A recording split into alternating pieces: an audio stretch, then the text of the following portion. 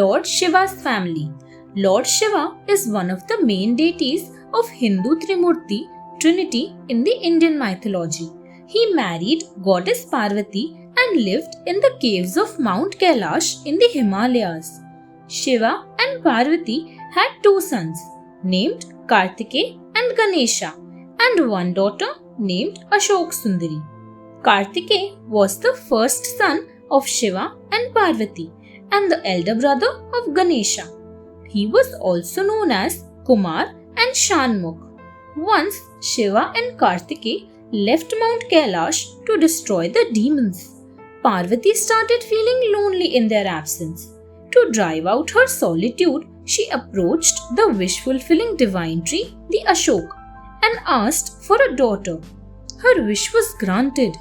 The daughter was named Ashok Sundari. Ganesha was the youngest child of Shiva and Parvati. He is one of the most popular gods. He is also called the remover of obstacles and the god of wisdom.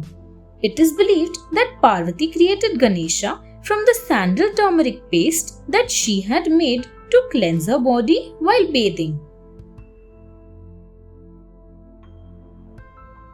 Shiva and his attendants. Shiva had many attendants called the Ganas. The Ganas were supernatural beings with terrifying faces and bodies. The chief of the Ganas was Nandi. Nandi was also the vehicle, Vahan of Shiva and the gatekeeper of his abode. According to a legend, Nandi was the son of Sage Shilad. He was devoted to Shiva right from his childhood. He once requested Shiva to let him always remain by his side. Shiva smiled and granted Nandi's wish gladly.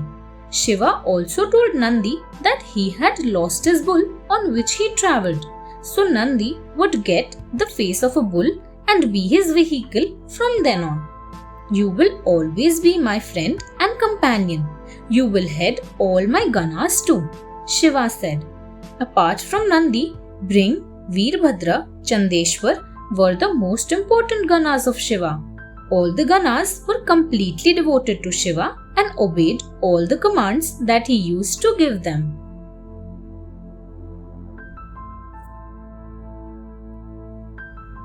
Goddess Parvati and Nandi.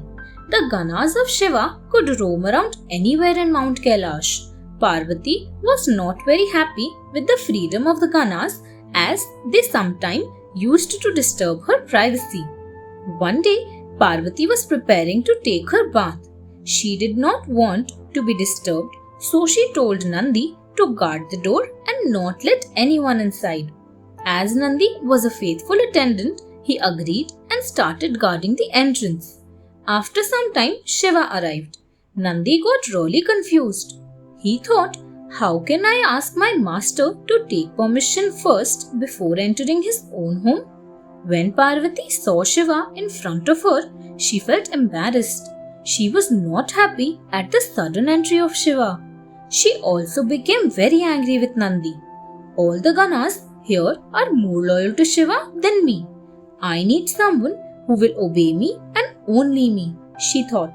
After some days, Shiva went to the mountains to meditate. Then Parvati created Ganesha.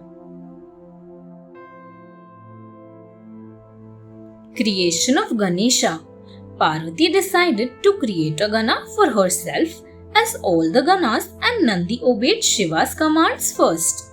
One day, Parvati was smearing her body with sandal and turmeric paste. Suddenly, an idea struck her. She rubbed the paste off her body. She created an idol of a little boy from the sandal turmeric paste residue. Then she chanted some holy mantras and sprinkled the holy Ganges water on the idol to give life to it. The idol got transformed into a handsome boy. Parvati was delighted to see her newly created son. The boy, with both his palms joined in reverence, bowed down and saluted her. Mother, Parvati lovingly took him in her arms and showered her blessings on him. Then she said to him, "Dear son, you will only follow my commands from now onwards." "I will do whatever you say, mother," said Parvati's son to her. This is how Ganesha was created.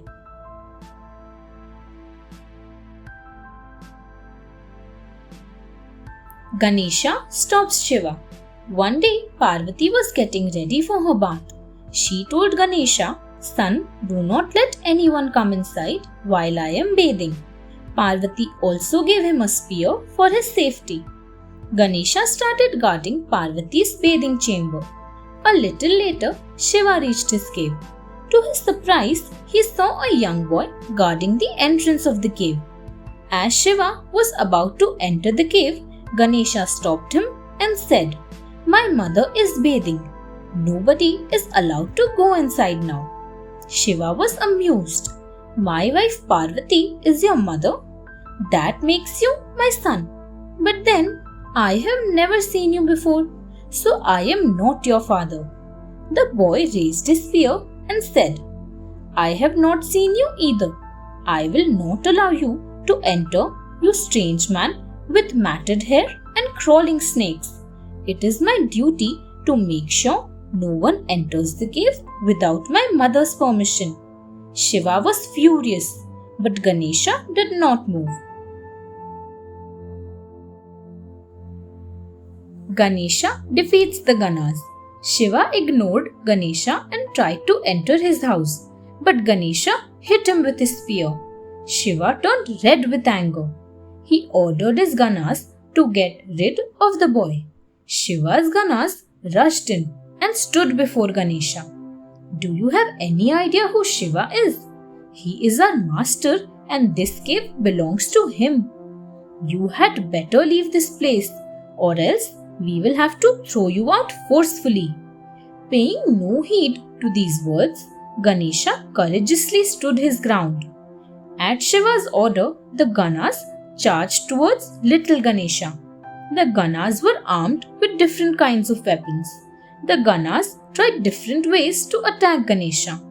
Nandi and Bring started pulling his legs in opposite directions, but Ganesha struck their hands and saved himself.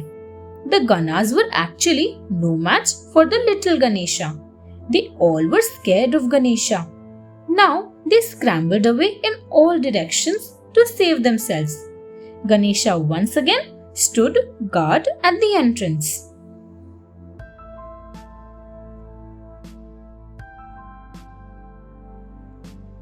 Ganesha fights against the gods. Sage Narad saw that Ganesha had defeated all the Ganas of Shiva. He persuaded Brahma, Vishnu and Indra to reach Mount Kailash along with the other gods. Everyone thought he was probably being tricked by Shiva and Parvati. Still, all of them hurried to aid Shiva. Parvati saw all the gods approaching. She became worried about her son. So Parvati created two powerful Shaktis, goddesses, for Ganesha's help. She then ordered both the goddesses to stand beside her son and help him. One goddess opened her mouth as wide as a hollow in a mountain and swallowed all the weapons hurled at Ganesha. The other goddess put on a dreadful form, ready to defeat and punish Ganesha's enemies. Ganesha conquered all his enemies and won the battle. The gods shuddered with the impact of Ganesha's blows. They gathered around Shiva and begged for protection. "Lord, this boy is extraordinary. Please save our lives. Ganesha will destroy us."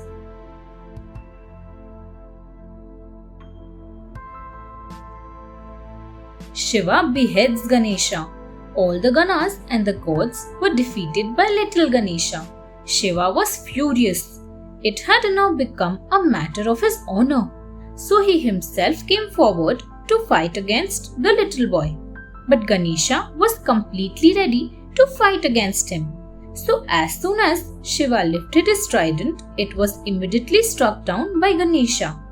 Furious at his trident being struck down, Shiva picked his bow, Pinaka, up. But his bow was soon demolished by Ganesha's spear. The valiant son of Parvati easily defeated Shiva even with his 10 arms.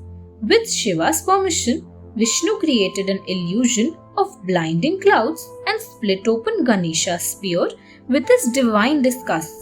The little boy struck back at Vishnu with his broken spear, throwing Vishnu to the ground. Vishnu instantly got up and resumed the fight with Ganesha. Immediately, Shiva seized the opportunity and attacked Ganesha from behind. He slashed off Ganesha's head with his trident.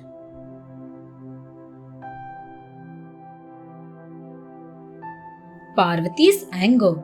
On being stopped from entering his own home, Shiva had, in a great fit of fury, cut off his own son's head. When Parvati saw her son's lifeless body, she became furious. "How could you do this?" she screamed at Shiva. "You have killed our son."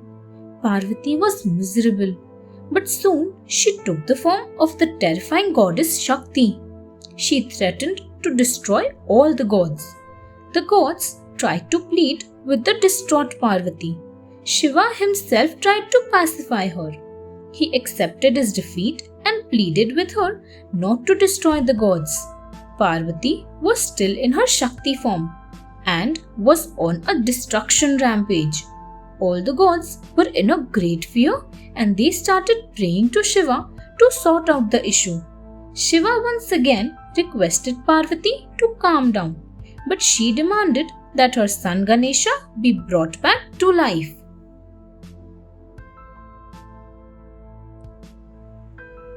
Shiva consoles Parvati.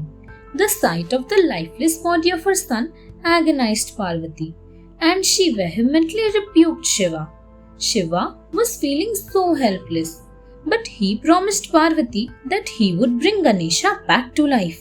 He tried to convince Parvati and said, "I will give him a new lease of life." No sooner had he said this than a large bird swooped up the head from the ground. Parvati was inconsolable at this sight. She shrieked in grief, "What will happen now?" "Don't worry, dear. I will find a fresh head and get it for him," Shiva said. "But there is none lying around," lamented Parvati. "Oh, I will get one from earth." Shiva consoled Parvati. Shiva then instructed the gods to wash Ganesha's headless body. "I will go southwards and cut off the head of the first creature I meet. Then I will fit it onto Ganesha's body," he said. And Shiva hurried southwards with his trident.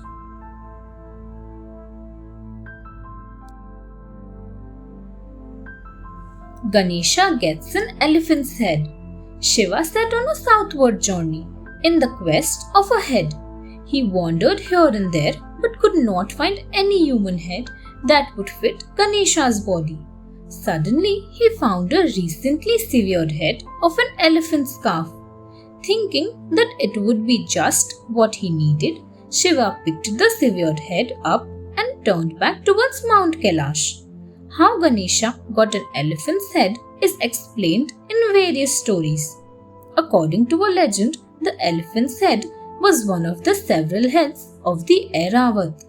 Airavat, a magnificent elephant produced by the churning of the ocean of milk, was the mount of Indra, the king of gods. This head was offered to Shiva by Indra to help him out of his difficulty. Indra had met sage Durvasa, who had offered him a celestial garland. Indra accepted it and put it on the trunk of Airavat. But Airavat was irritated by its smell and threw it to the ground. An enraged Durvasa cut off Airavat's head, and he offered the head to Shiva.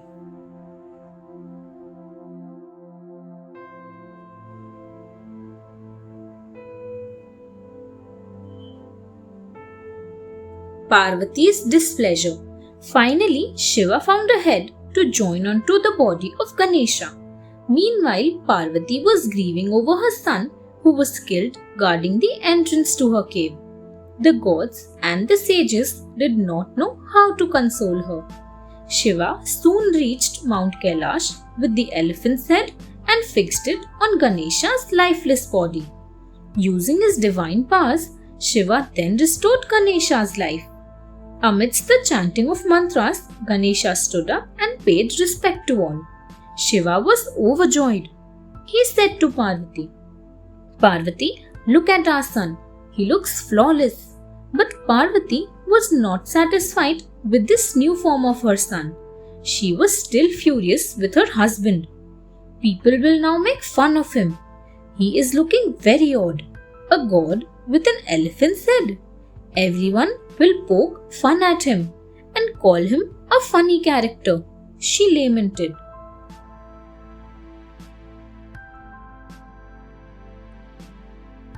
Ganesha becomes Lord Ganesha. Parvati was not pleased with the elephant's head of her son. She thought Ganesha would be the butt of jokes everywhere. But Shiva tried to reason with Parvati. Tell me, I will do whatever that will make you happy, he said. Parvati asked him to pass an order that all gods and humans should show great respect to her son. Also, every worship, puja, or sacrificial ritual, yagna, should start with the worship of Ganesha. Make him the head of your ganas too, she insisted. Shiva consented happily to all her demands. He also blessed Ganesha that whoever worships him with devotion would be free from trouble. Parvati was very happy. She embraced her son lovingly. Oh my Gajanan, elephant-headed, my Ganpati, Gana chief, my Ganesha. A delighted Parvati then brought Ganesha some sweetened cereal balls, laddus or modaks. He quickly gobbled down all of them. Since then, Ganesha is worshipped first before beginning any religious festivals or auspicious events or rituals.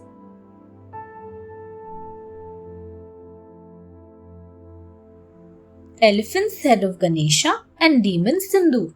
There are many stories that tell how Ganesha came to have the head of an elephant.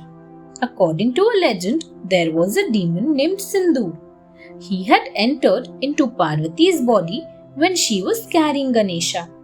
Because of his mischief, baby Ganesha was born headless. Sindoor had cut off Ganesha's head even before he made his arrival into the world. Everyone was shocked to see a baby alive and kicking but without a head. Parvati was inconsolable. Narad had also come to visit the newborn baby. He asked the infant to go and get a head for himself. Once, a king had been disrespectful towards Narad. Narad cursed him to turn into an elephant-shaped demon. This demon was called Gajasur, the elephant demon. Narad told Ganesha to slash off Gajasur's head and fit it into his own headless form. Ganesha cut off the elephant's head of the demon with just one stroke. He stuck it onto himself and thenceforth came to be called Gajanan.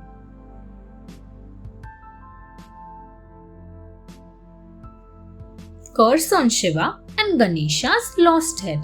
According to one legend, it was a curse on Shiva that had made Ganesha lose his head. Once, Surya, the sun god, was about to hit two devotees of Shiva named Mali and Sumali. But Shiva had hit out at Surya with his three-pronged spear, the Trishul, to protect Mali and Sumali. Surya had fallen unconscious and the world had grown sunless and dark. Sage Kashyap was Surya's father. He was filled with terrible fury when he saw Surya lying unconscious. He cursed Shiva, saying, "One day you shall be the cause of the death of your own son. Then you will understand my anguish." Ganesha was born absolutely normal, but Shiva was unaware of his birth and ended up killing his own son. "You are entirely to blame. You angered Sage Kashyap," cried Parvati. Shiva started looking for a head. Indra came forth with the head of his mount Airavat. It was Airavat's head that Ganesha carries on his shoulders. Shani's gaze and birth of Ganesha. Once, Parvati kept a year-long fast to please Lord Vishnu, as she desired to have a son. After 1 year, Vishnu was appeased and fulfilled her desire. This son was one of Lord Krishna's many incarnations. Shiva and Parvati celebrated the birth of their son by inviting all the gods to their home in Mount Kailash. All came to rejoice and bless the baby who was named Ganesha by his divine parents. Young Ganesha was showered with gifts from the gods, but one god refused to look at the child. This was Surya's son Shani. It is believed that Shani's gaze signifies a bad omen for whomever it falls upon. This was the reason why Shani did not want to cast his eyes on young Ganesha. Parvati was puzzled. When asked the reason for Shani's odd behavior, Parvati was told that Shani's wife had cursed him that whatever he looked at would be destroyed immediately.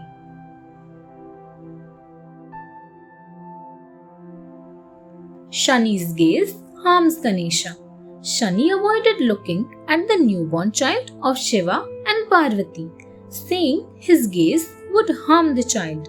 Parvati did not take Shani's words seriously. She insisted that Shani should look at the face of his nephew and bless him. Finally, Shani gave in to Parvati's insistence. The moment Shani looked at young Ganesha, his head fell off and was turned to ashes. Parvati was shocked with grief. The furious goddess cursed Shani to become lame. Vishnu came to Parvati's aid. Mounting his Vahan, he immediately went to fetch a replacement head for Ganesha. He found the head of a young elephant on the banks of a river and picked it up. Vishnu placed this head onto the lifeless form of Ganesha, who was immediately brought back to life. Shiva and Parvati were overjoyed and very relieved to see their son alive. Thus the mischievous and ever-smiling god Ganesha was born.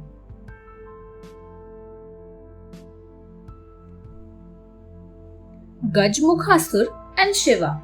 There is yet another tale about Ganesha and his elephant's head. According to a legend, there once lived a demon who had the head of an elephant and the body of a demon since birth. His name was Gajmukhasur, who lived like a monk and ardently worshipped Shiva. He prayed devotedly for years. Finally, Shiva appeared before him and promised to grant him his wish. Gajmukhasur asked Shiva to grant him the boon to stay unconquered forever and that no human, celestial being or animal could kill him. He also wished that no weapon of any kind could ever kill him. He was granted both these boons. Gajmukhasur continued to pray even more rigorously to Shiva, who appeared before him again. This time, Gajmukhasur wanted Shiva to reside in his stomach. Shiva, widely known to grant any wish of his fervent devotees, fulfilled Gajmukhasur's this wish too and started living in the demon's stomach. Gajmukhasur and Vishnu. Gajmukhasur became invincible by making Shiva reside in his stomach. As a result, he inflicted terror upon the inhabitants of both heaven and earth. When Shiva did not return, Parvati was so worried. She thought for a while and went to Vishnu for help. Vishnu is the preserver of the world and has divine powers. He disguised himself as a celestial flautist and went to Gajmukhasur.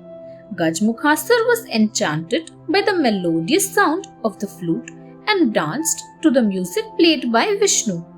The demon was absolutely oblivious to the fact that the flautist was none other than Vishnu himself. Delighted with the music, he haughtily told the flautist to ask him for anything. Vishnu, in the garb of a flautist, teased him by saying, "You cannot fulfill my wish, Gajmukhasur." Vishnu wanted to trick the demon into releasing Shiva from his stomach. Gajmukhasur releases Shiva. Gajmukhasur grew agitated when the flautist told him that he couldn't fulfill his wish. He insisted that the flautist should ask for anything in the world and he would be given the same. Vishnu was waiting for this moment. He asked Gajmukhasur to release Shiva, who was residing in his belly. Gajmukhasur was shocked with the flautist's wish. Instantly, he knew that the flautist was Vishnu himself, as Vishnu was the only one who could have known about Shiva's whereabouts. The demon set Shiva free, since he had given his word to the flautist. But in the process of releasing Shiva, the demon died. Before breathing his last, the demon requested Shiva to enable his head to be remembered forever. His dying wish was honored by Shiva as he gave the demon's head to his son Ganesha.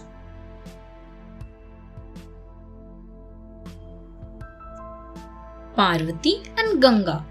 The Puranas narrate yet another story of Ganesha's birth. Once Parvati bathed on the banks of river Ganga. The used bath water was then poured back into the river.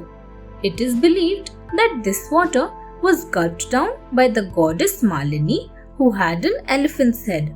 Malini later on gave birth to a boy who had 4 arms and 5 heads of elephants. Goddess Ganga claimed that this multiple elephant-headed infant was her son. On the other hand, Parvati also stated that the child was hers. They both had an argument. They took the issue to Shiva and asked him for a solution. One of the several names of Shiva is Kailash, meaning one who bestows peace. Shiva resolved the dispute by announcing that Parvati was the mother of the baby with 5 heads of elephants. Shiva then united the 5 heads of the child into one and named him Vignesh, meaning remover of obstacles. Modak Priya Ganesha. Parvati was very happy when Shiva fulfilled her demands to bless Ganesha to be worshipped first in any rituals among the gods. Now little Ganesha became Lord Ganesha and he was blessed to be worshipped first in any rituals by all human beings.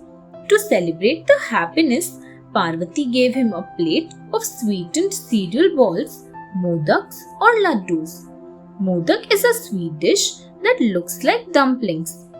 Curling his trunk, Ganesha picked one up, then another and yet another.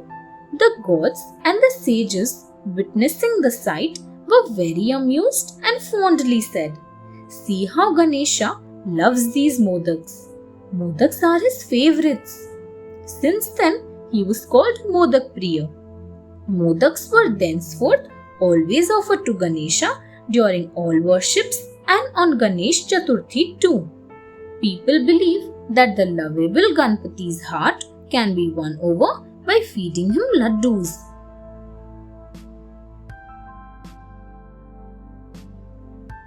Ganesha's brother Kartikeya's birth. Once a demon named Tarak was tormenting all the gods. Tarkasur had pleased Brahma with his severe penance and won a boon of becoming unconquerable. Brahma informed the gods that only a son of Shiva could kill Tarkasur. So Shiva married Parvati and a son was born to them. But one day the child was lost. The Ganas tried their best to locate the child but in vain. 6 goddesses named the Kritikas, stars, were taking their bath in river Ganga when they found a boy floating by. The Kritikas were very happy to find the child. They argued with one another over who would nurse the enchanting child, each claiming the child to be her own. The boy did not want them to argue over him, so he acquired 6 heads and 6 mouths. Ever since, the boy is also called Shadanan, 6-faced, and as he was raised by Kritikas, Shadanan was named Kartikeya. The Kritikas raised Kartikeya as their own child. Kartikeya's birth and Lord Agni. There exists another tale about Kartikeya's birth. One day, Shiva and Parvati were disturbed by Agni while they were relaxing. Parvati was displeased and cursed Agni by giving him a little of Shiva's energy. Agni could not stand the heat and got very agitated. He begged Shiva to forgive him. Shiva advised Agni to give out this energy to those who were shivering in the cold. The next morning, Agni came across the wives of 7 pious sages who were taking a dip in the river. All of them were shivering in the cold water. Agni came to their aid and transferred Shiva's energy that was inside him to them. Out of these 7, only 6 wives could bear the energy given to him. Later on, a 6-headed boy was born from that energy. Sage Garg gave the child the name Kartikeya. The 6 wives became Kritikas, stars. After he was born, the infant floated on river Ganga and is hence also called Gange. Shiva then brought Kartikeya to heaven to slay Tarkasur.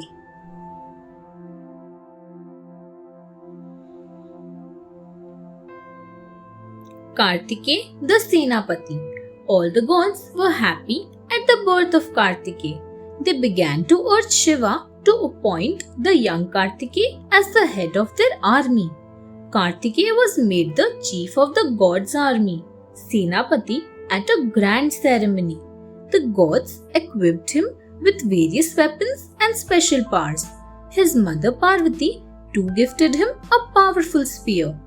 Kartikeya and his army set off to eliminate Tarkasur. It was such a magnificent sight. Numerous gods riding their grand chariots and divine carriers and armed with their very own celestial weapons filled up the skies. The army of each god accompanied him. Meanwhile, Brahma had advised Devsena, the daughter of the death god, to pray hard to get Kartikeya as her husband. When Shiva was informed about Devsena's wish, he got Devsena and Kartikeya married. That is how Kartikeya got the name Devsenapati, Devsena's husband.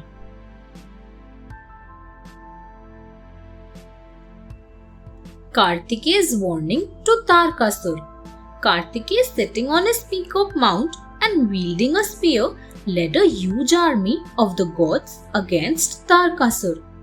The sounds of drums, the valiant war cries of the soldiers, and the rattling of armor and weapons reverberated through the battlefield.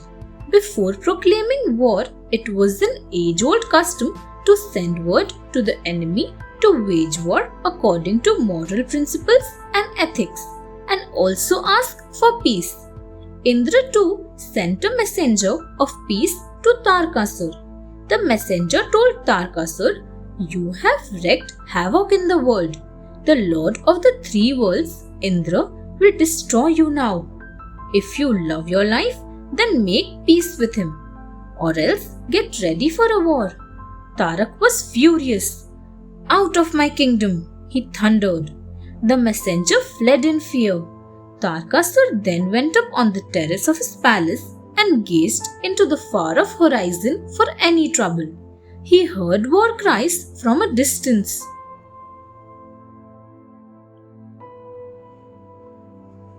Kartikeya kills Tarkasur.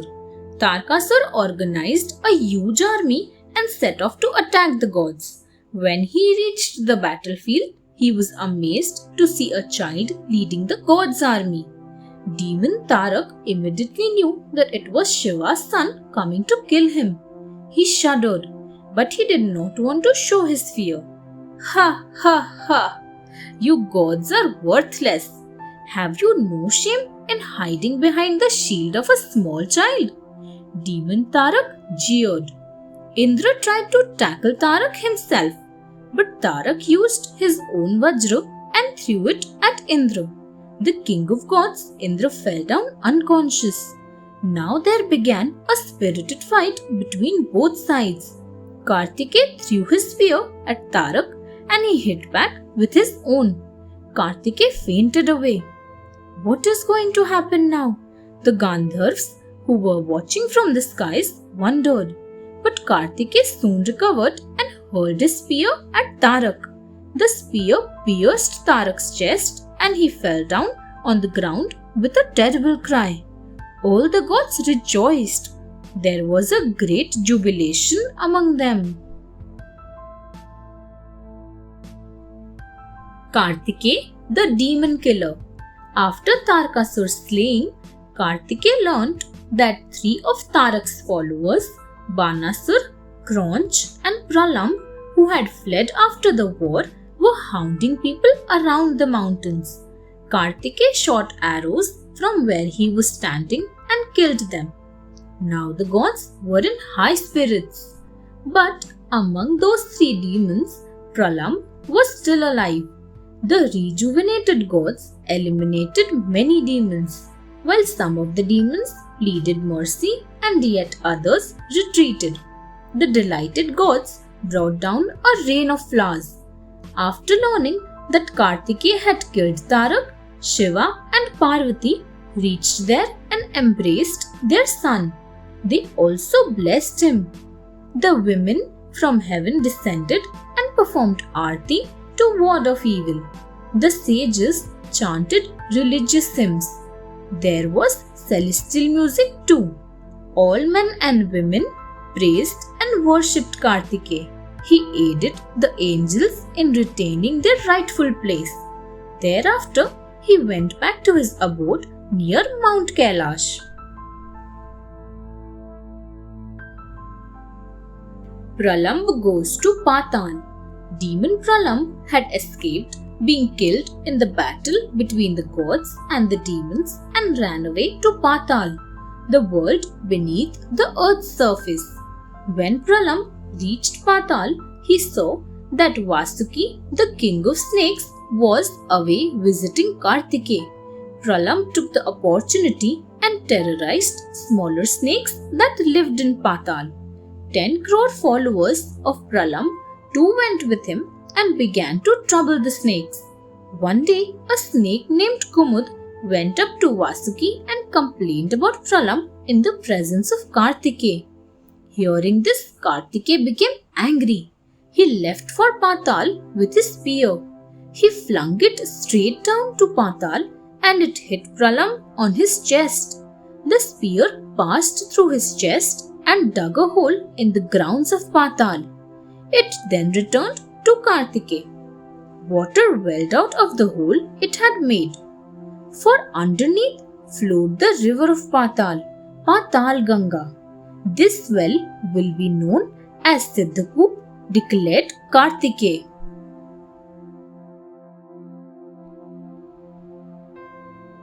Ganesha and Kartikeya's sister Ashok Sundari.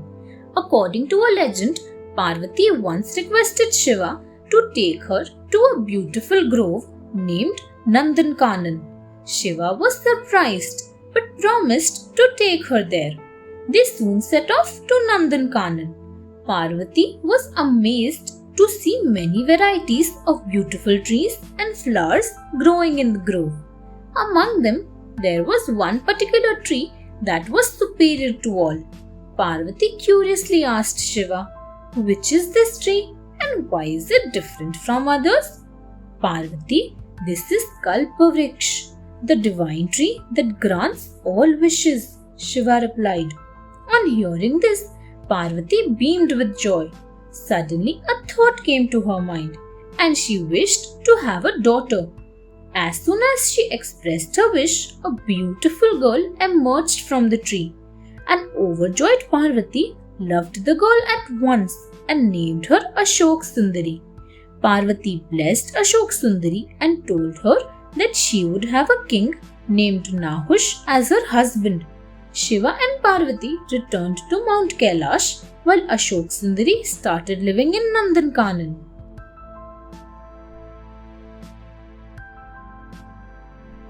Ganesha returns Vishnu's conch. During his childhood, Ganesha used to play with his father's Ganas at Mount Kailash. Ganesha would hide in a flower garden and suck the water from the ocean of milk using his trunk. It is believed that Vishnu rests on the coils of Serpent King Sheshnag, who floats on this ocean. Ganesha would then shower the water on the Ganas as if it was raining. One day, Vishnu found that his Panchajanya Shankh, a sacred conch with swirls towards the right, was missing and was upset. He then heard the sound of a conch and understood that it was his Shankh. It was being blown somewhere near Mount Kailash. Vishnu prayed to Shiva. Shiva appeared before him and said that the Shankh was indeed in Mount Kailash but with Ganesha. In order to retrieve the Shankh, Vishnu was asked to pray to Vallampuri Ganesha in a rare posture with his trunk turned towards the right. Vishnu organized a ritual in honor of Ganesha. Pleased, Ganesha returned the Shankh to its rightful owner. Vishnu was overjoyed to have his Shankh back.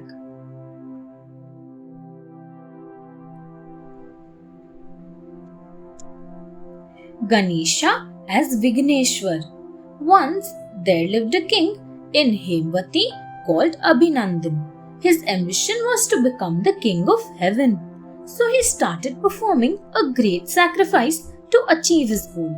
When Indra came to know of this, he became scared of losing his throne. He summoned Kal, time, and asked him to create obstacles in the sacrifice. Kal assumed the form of demon Vigna, obstacle, and destroyed the sacrifice. However, he then went a step further and started destroying all virtuous and good deeds on earth. There was utter chaos everywhere.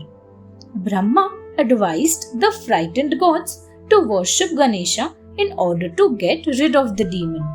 Ganesha took birth as sage Parshva's son. He then started fighting against Vignasur. The demon tried to create many illusions, Maya, like cyclone, flood, and fire among others. But Ganesha destroyed all of them. Finally, Vignasur surrendered before Ganesha. He also requested his name to be added with Ganesha's name. This is how Ganesha came to be known as Vigneshwar, the destroyer of obstacles.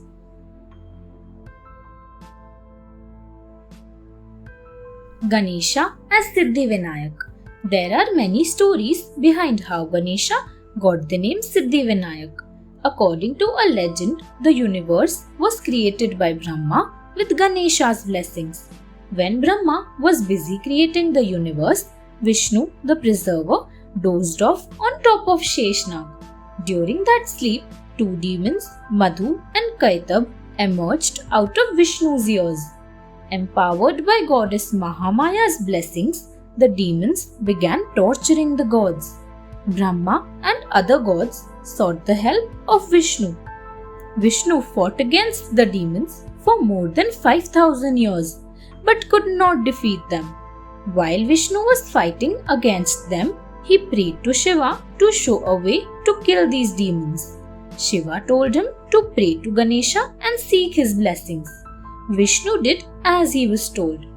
Pleased, Ganesha blessed Vishnu with powers, Siddhi, to fight against the demons. Vishnu slew the demons with his Sudarshan Chakra. Discuss. The place where Vishnu attained Siddhi is called Siddhatek. Ganesha, who bestowed the Siddhi, came to be known as Siddhivinayak.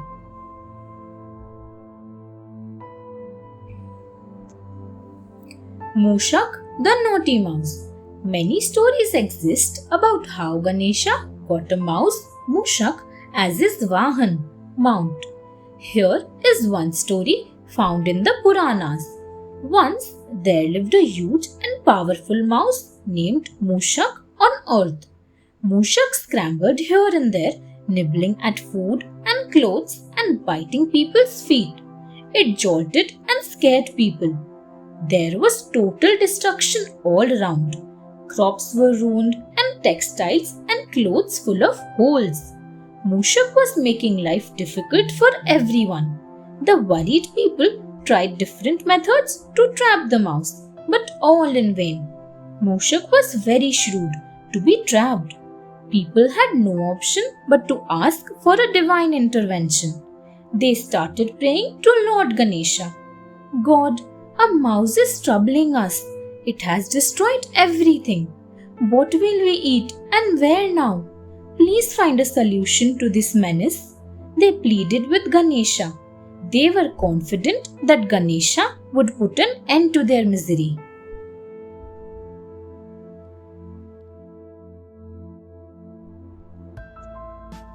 Lord Ganesha rides Mushak. A huge mouse was making people's life miserable on earth. They pleaded with Lord Ganesha to come to their rescue. Lord, we cannot stay here any longer. We will have to move to some other place. They prayed to Ganesha. On hearing this, Ganesha went down to earth to deal with Mushak himself. He pacified the devotees. Do not be anxious. I will do something. Then Lord Ganesha made a plan to trap Mushak. He made a trap, Pasha, with a rope and hurled it at the huge mouse. Mushak's neck was caught in the trap and Ganesha pulled him. You cannot flee from this Pasha, exclaimed Ganesha. Ganesha then sprang over the mouse and sat astride on him as if on a horse. The mouse squeaked and wailed under Ganesha's ample weight. Finally, Ganesha took pity on the mouse and stopped the ride.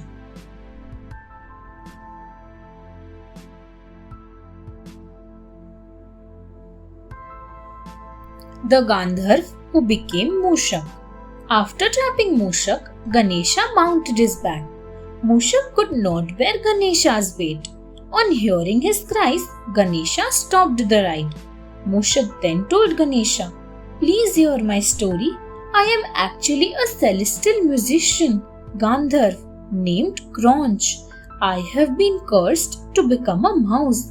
When I was a Gandharv, I happened to step on sage Vamdev's toes. Enraged, the sage cursed me to turn into a mouse and scramble on earth. When I begged for mercy, the sage said that though he could not take back the curse, people would always kneel down before me. So Mushak came to earth as a gigantic mouse.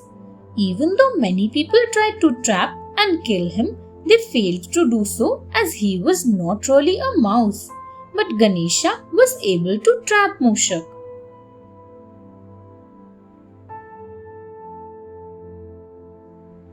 Ganesha as Mushak Vahan. Mushak revealed his true identity to Lord Ganesha. The kind-hearted Ganesha took pity on Mushak and decided to bring an end to his sufferings. With his powers, Ganesha reduced Mushak's huge size to a reasonably small one. Mushak also pleaded with Ganesha to use him as his mount. Please forgive me and take me as your Vahan, my lord. I will take you everywhere you wish to go. He squeaked. Ganesha agreed. He also made himself light enough for the mouse to bear his weight. The mouse was once again a joyous creature.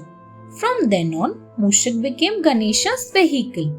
As Sage Vamdev had predicted, all who bowed down before Ganesha paid their respects to Mushak as well. He also got to feed on the sweets offered to Ganesha. Since then, Mushak is worshipped along with Ganesha. This is how Ganesha came to be known as Mushak Vahan, one mounted on a mouse.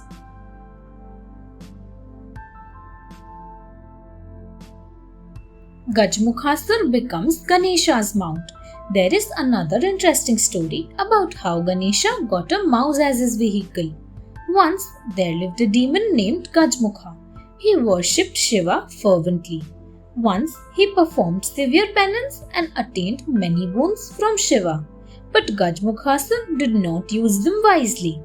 Instead, he became vain and started tormenting the gods and the sages alike. He used to force them to do 1008 sit-ups each thrice a day. Fed up, the gods and the sages pleaded with Shiva to save them from Gajmukhasur's antics. Shiva sent Ganesha to destroy Gajmukhasur. But Ganesha could not destroy the demon as he had attained the boon that he could not be killed by any weapon. Finally, Ganesha broke off his right tusk to pierce the demon. Gajmukhasur rushed towards Ganesha in the form of a mouse, Mushak. Quelling the demon's ego, Ganesha sat on top of Mushak, who could not bear Ganesha's weight. So, the conquered Gajmukhasur apologized to Ganesha, who made him his Vahan.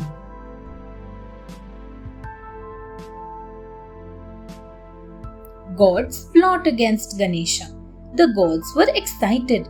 Lord Vishnu was getting married to goddess Lakshmi. Heaven was all decked up and preparations were on in full swing. All the gods were invited to the wedding.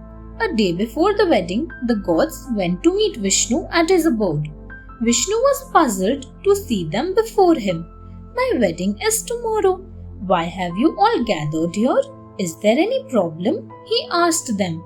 The gods told Vishnu that they were not at ease to take Ganesha along with them for the wedding ceremony. Surprised, Vishnu asked them the reason behind their uneasiness. One of them replied, "My lord, Ganesha looks so odd, and we are not comfortable when he is around, and he eats too much. Why should we take him if he will embarrass you in front of goddess Lakshmi and her family?" Ganesha dropped from Vishnu's wedding. Vishnu was perplexed. He told the gods that he had already invited Ganesha to his wedding and he could not stop him from accompanying them now. But the gods had already hatched a plot. "Please tell Ganesha that the demons could seize heaven if they came to know that it is empty. Flatter him about his strength and make him guard heaven while we are away." Vishnu did not want to leave Ganesha behind, but he agreed under the pressure from the gods. He told Ganesha to stay back and guard heaven. Ganesha was hurt. He had earnestly wanted to attend Vishnu's wedding, but he had to sit all alone in heaven. Now, sage Narad, who loved to stir up trouble, came to Ganesha and told him about the plan of the gods. Ganesha flew into a rage when he realized how the gods had plotted against him, preventing him from attending Vishnu's wedding. He vowed to take revenge.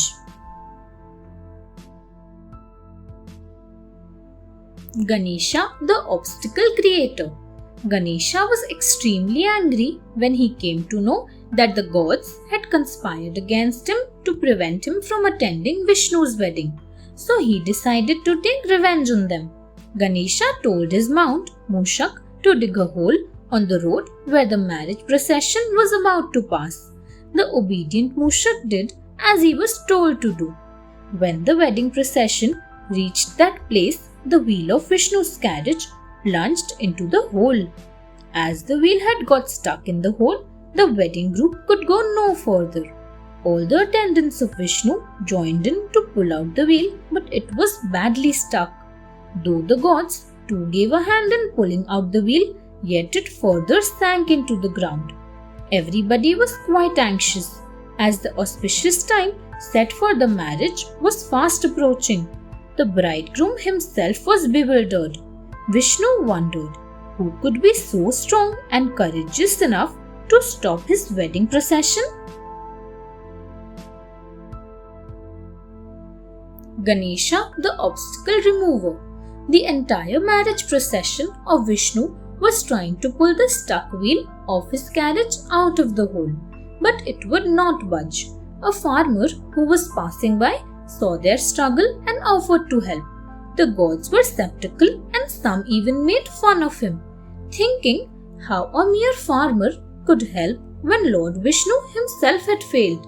They all had a discussion and ultimately the farmer was given a chance. "Jai Ganesh! Jai Ganesh!"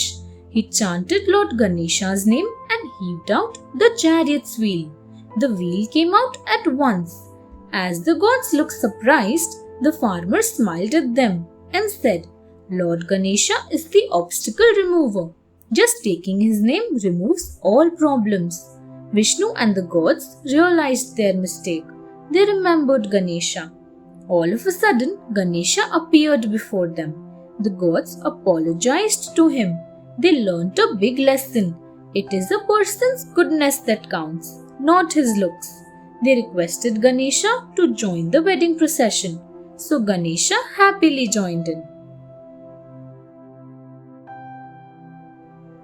Ganesha wears white for coronation. One day, Parvati sat deep in her thoughts. She was thinking about the Pattabhishek coronation ceremony. Suddenly, a thought came to her mind. She decided that her son Ganesha should have a Pattabhishek ceremony. Parvati soon sent out invitations to all the gods and the sages as she wanted to celebrate the ceremony in a magnificent way. Ganesha too would be able to get everybody's blessings. She chose beautiful, colorful clothes for him to wear for the occasion. But to her dismay, Ganesha dressed in white attire on the ceremony day. Ganesha, I had picked up nice and colorful clothes for you to wear. Then why have you worn this white dress? Asked Parvati. Mother, the clothes that you chose for me are very nice. It was so thoughtful of you. White signifies simplicity and purity. So I wanted to wear white for this special day, Ganesha told Parvati.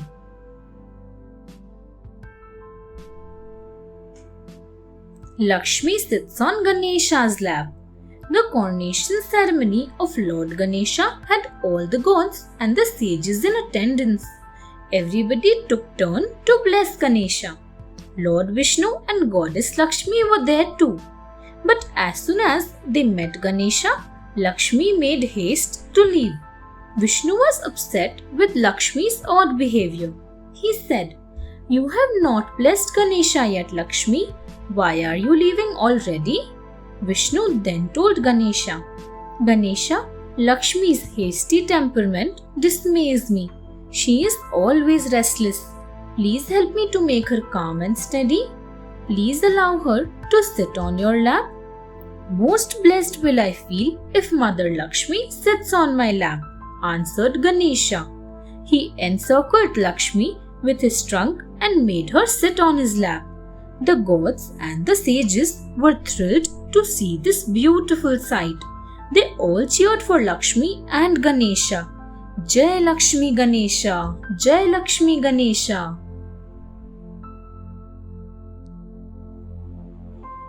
Moon God laughs at Ganesha. There exist many stories about why Ganesha got very angry with the moon god Chandra. According to one legend, Indra once organized a sumptuous meal for all the gods and the goddesses at his abode in Indralok. All the invitees started for Indralok mounted on their respective Vahans. Meanwhile, Ganesha was finding it difficult to sit on his Vahan. Mushak was unable to bear Ganesha's weight and was stumbling. On toppling over again and again, Ganesha asked Mushak, What is happening, Mushak? Mushak silently tried to balance himself. Shiva and Parvati, Brahma and Vishnu all were about to reach Indralok. Here, Mushak was still struggling to carry Ganesha. The moon god was looking down at Mushak's futile efforts. He found this sight funny. He started laughing. Ha ha ha! Kartikeya looks magnificent on his peacock. And look at you, Ganesha. The moon god started mocking at Ganesha. Ganesha took this as an insult and was very angry with the moon god.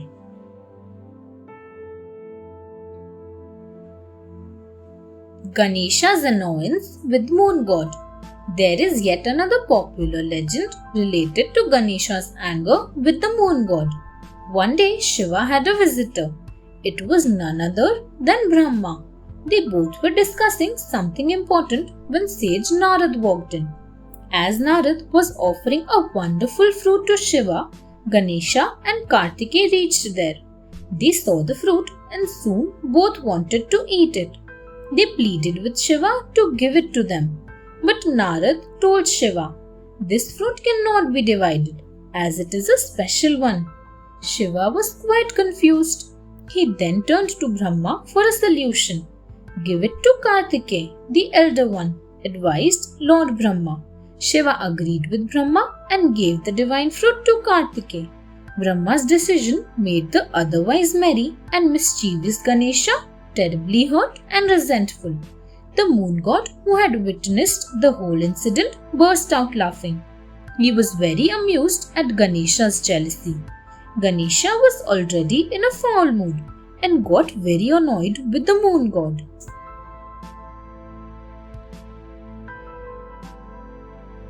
Ganesha curses moon god. Ganesha was being mocked at by the moon god constantly. This enraged him further. Ultimately, it was too much to bear, and Ganesha lost his patience. "You are laughing at me. Since you have insulted me so much, let us see how you will shine from now on," yelled Ganesha in fury. Controlling his laughter with difficulty, the moon god fell silent. Ganesha was still angry with the moon god, so he cursed Chandra. "O Chandra, you shall lose your lustre and shine. Those who gaze at you will be cursed too." Instantly, the entire world became dark and morose. Chandra realized his mistake and begged for forgiveness. "I was so haughty, Lord. Please give mercy on me." The gods who were watching this took pity on Chandra. They requested Ganesha to forgive him.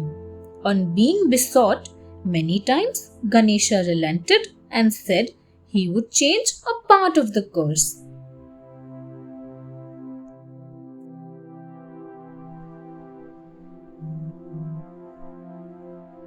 Ganesha forgives moon god. The other gods pleaded with Ganesha to forgive the moon god for laughing at him. The kind-hearted Ganesha could not take back his curse completely, so he softened the curse a bit. "You shall lose your brilliance for 15 days and regain it in the next 15 days. You shall continue to wax and wane like this forever." Ganesha told Chandra, "You shall remain inauspicious on the 4th day of the month of Bhadrapad Shukla." He added, Chandra was advised by the gods to pray to Ganesha to win his forgiveness completely. So Chandra worshipped Ganesha with utmost devotion on the banks of river Jahnavi. Ganesha was pleased with Chandra's devotion and told him that he would get back his lustre and shine. Those who observe fast on the 4th day of each month, Krishna Paksh, will have to worship both of us. You will also be worshipped by people on the 2nd day of every month, he added. Since then, people started worshipping Chandra too.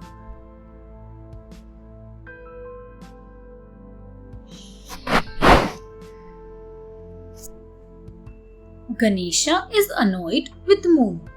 There is yet another story related to Ganesha's annoyance with the moon god. On one of his birthdays, he went to visit his devotee's house on Mushik's back as usual. Since he was very fond of sweets, he ended up eating all the sweets served by his devotees. Ganesha decided to return home. On the way, Mushik spotted a serpent and lost its balance. Due to this, Ganesha lost balance and fell down. His huge belly split open and the sweets spilled out. Ganesha immediately stuffed the sweets back into his belly. Then he tied the serpent around his belly and sat back on his mouse. The moon god, who was watching this incident from the sky, started laughing out aloud. Ganesha felt severely insulted and cursed the moon god. "Chandra, no one shall dare to look at you on my birthday. It will bring them bad luck." Though Ganesha later pardoned the moon god, people still avoid looking at the moon on Ganesh Chaturthi.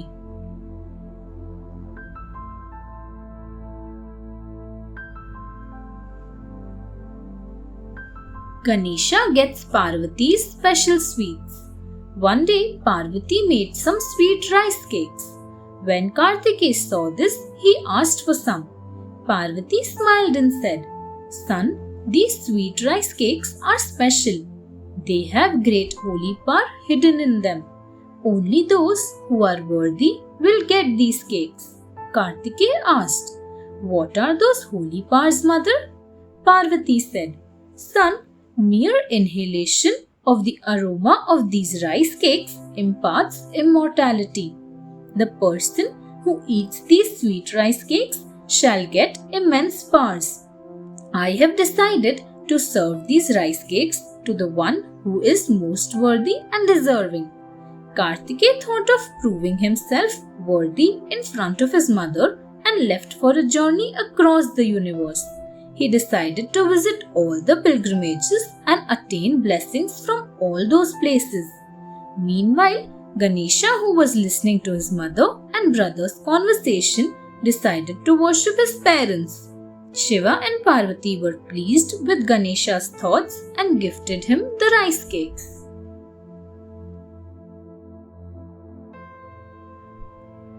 Marriage test for Ganesha and Kartikeya. Time passed. Kartikeya and Ganesha grew up. Shiva and Parvati decided to get them married. But they found it difficult to decide who should marry first. Both the sons were equally dear to them. Finally, they approached their sons to ask their opinion on the matter. Unfortunately, Ganesha and Kartikeya had a terrible argument. "I am elder and good looking, so naturally I should get married first," said Kartikeya. Ganesha did not like his brother's reasoning and shook his head.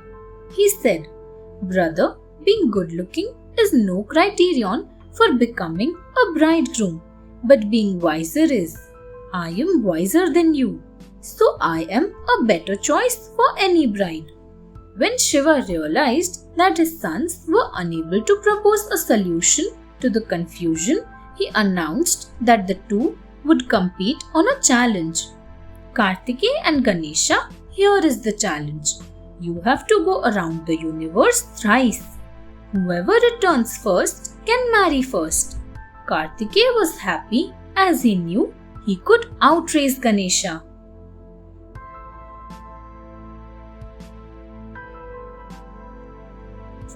Little Ganesha learns a lesson. Both Kartikeya and Ganesha agreed to Shiva's challenge. Soon the race started. Kartikeya rode his mount, the peacock, and immediately set off for the journey. Ganesha thought, "My mount is smaller and will not be able to match the speed of Kartikeya's peacock. This way I may end up losing, so I have to think of another way." Suddenly, an idea struck Ganesha. He smiled with confidence. He remembered an incident from his childhood. As a child, Ganesha had once beaten a cat who was trying to hunt his mouse. He threw the cat so harshly on a rock that it got severely bruised. After doing so, Ganesha returned home. There he saw that his mother was severely hurt and was applying turmeric paste on her bruises. He ran towards her and asked her how she got hurt. To this, Parvati answered, "Ganesha, you are responsible for these bruises. I was that cat." She added, "Son, I am present in every creature. I am the mother of all the creatures, and I experience their pain and hurt equally."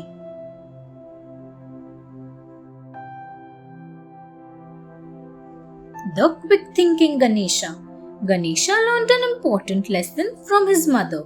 He learned that God lives in the soul of every creature, and one should not hurt any living thing. From this lesson, he also found a solution to the problem he was currently facing, the race between him and Kartikeya. He went straight to Mount Kailash and stood in front of his parents. Parvati exclaimed, "You are still here? Ganesha, are you not participating in the race, or have you accepted your defeat?" Ganesha knew how to answer the queries of his mother. He was also aware that Kartikeya might have covered a long distance by that time, but he was calm. Ganesha immediately bowed down before his parents and touched their feet. After getting their blessings, he then walked around his parents thrice. Shiva and Parvati could see what Ganesha was up to. They were pleased that Ganesha had a wise approach towards difficult situations.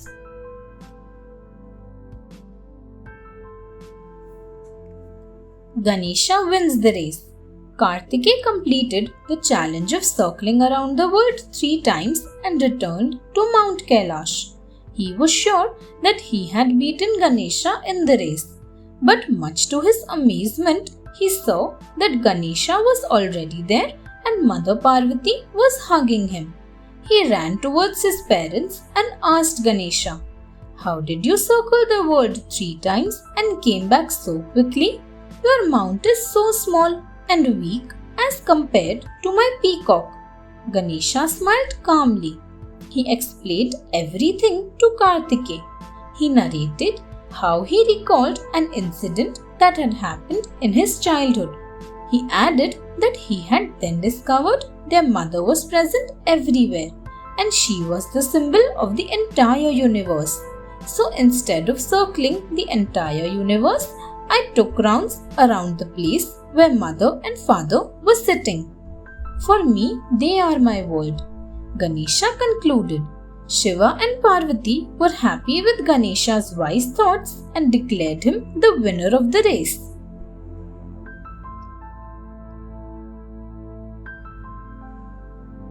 Kartikeya leaves for Mount Cronch. Ganesha had won the competition by using his wisdom and intelligence. Parvati said, "Ganesha will marry first as per the rules of the competition." Kartikeya was upset with this decision. He expressed his displeasure before his parents and Ganesha. "I was the one who actually circled around the universe on my peacock and put in a lot of effort. But Ganesha did not even move from Mount Kailash. This is not fair. I do not accept it," he said scornfully. But Shiva and Parvati were firm on their decision. "Stop arguing, Kartikeya. We know that you were the one who physically went across the entire universe. But Ganesha is the deserving one, as he took a wise step to deal with the situation. You used your speed, while he used his brains." Kartikeya was unhappy with his parents' decision. He felt that his parents were partial towards Ganesha, so he decided to leave Mount Kailash and headed towards Mount Cronch.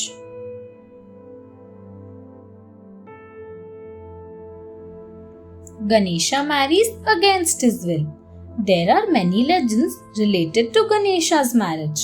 According to one legend, Ganesha had told his parents that in spite of winning the race and the decision that he could marry first, he did not want to get married. He was happy eating sweet rice cakes and playing with his mouse. On the other hand, there was a girl named Tulsi who lived in Gokul. She had always worshipped Ganesha and wanted to marry him. But Ganesha showed his disinterest in the proposal. One day, Ganesha was in deep meditation. At that time, Tulsi approached him and tried to disturb him. Ganesha was not happy to lose his concentration. He was extremely angry with Tulsi, so he cursed her and said, "Go away. You shall marry a demon, not me." Tulsi felt insulted, so she too cursed Ganesha. "You do not want to marry me? That is fine. But soon you shall get married against your wishes and you shall not be able to meditate." Soon Ganesha got married to a girl named Pushti, fulfillment.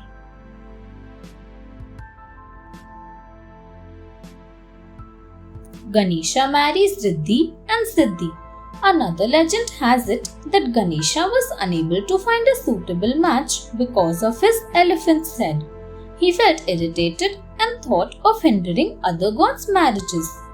So he instructed his mouse friends to travel across heaven and dig up deep holes on the paths through which the marriage procession of any god would pass. These holes created havoc across heaven. The gods were worried and their families faced difficulties. All the gods then decided to visit Lord Brahma and ask for a solution. Brahma created two beautiful girls. One was Riddhi, wealth, and the other was Siddhi, intelligence. Brahma got Ganesha married to both of them.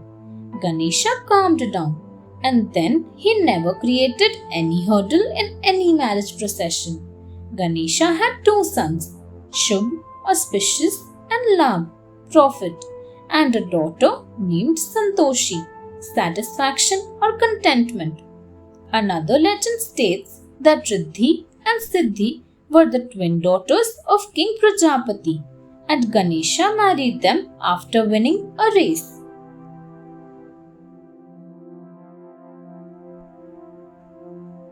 Ganesha helps Kartikeya marry Valli. Ganesha loved his brother Kartikeya a lot. He helped Kartikeya whenever he faced any difficulty in life. Legend says that Kartikeya married twice in his lifetime. The first marriage was with a girl named Devsena, the daughter of the god of death. Ganesha helped Kartikeya marry a tribal girl named Valli. She admired Kartikeya for his bravery and heroism. She wanted to marry Kartikeya. He liked her too. Once, Kartikeya planned to meet Valli. He disguised himself as a bangle seller and visited Valli's house. Valli at once recognized him and started talking to him. But Valli's brothers did not let the two talk with each other. Later, Kartikeya and Valli went to Ganesha for help.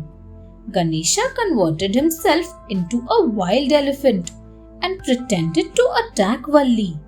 As per the plan, Kartikeya saved Valli from the elephant. When Valli told her brothers about Kartikeya's bravery, they willingly got her married to him.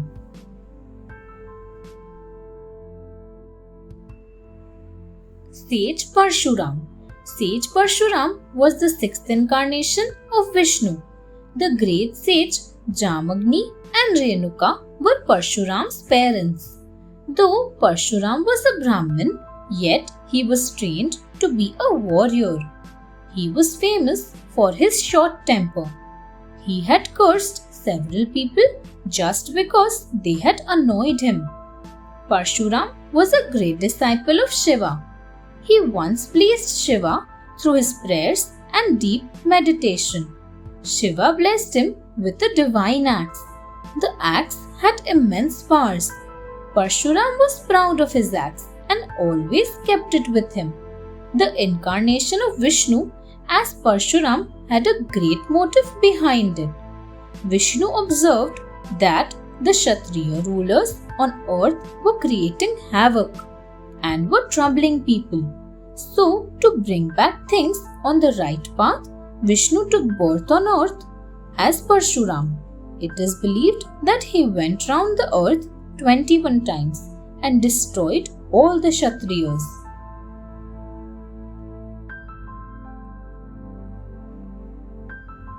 Ganesha stops Parshuram. Parshuram was an ardent devotee of Lord Shiva. He once decided to meet Shiva. He thought he could visit him at any time he wished. Parshuram reached Mount Kailash and found two boys guarding the entrance. These two boys were Kartikeya and Ganesha. Their parents had instructed them to guard the entrance so that no one might disturb them. Parshuram asked Kartikeya and Ganesha to let him meet Shiva. Ganesha said, "O respected saint, you will have to wait for some time. Our parents are resting and we are not supposed to let anyone go inside." But Parshuram was not ready to understand Ganesha's explanation. He was getting restless and showed anxiety to meet Shiva. Ganesha and Kartikeya did not like the way Parshuram was behaving. But since he was older, Kartikeya and Ganesha did not want to insult him. So they politely continued to stop the sage from meeting Shiva. Parshuram, who was a short-tempered person, took it as an insult and became furious.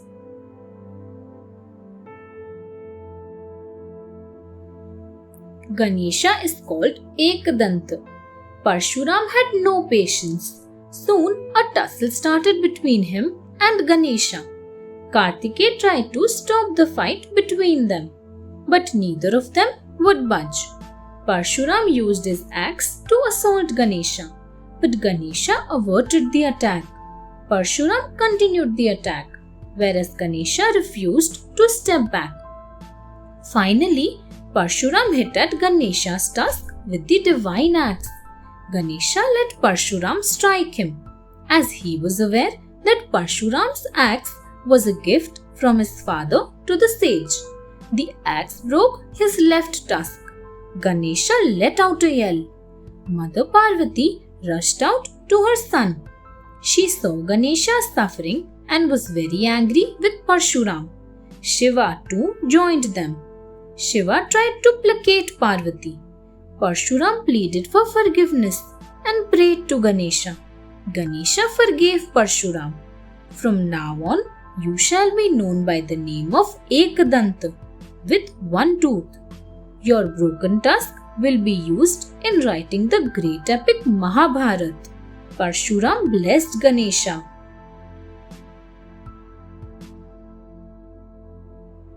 Ganesha swallows Sudarshan Chakra.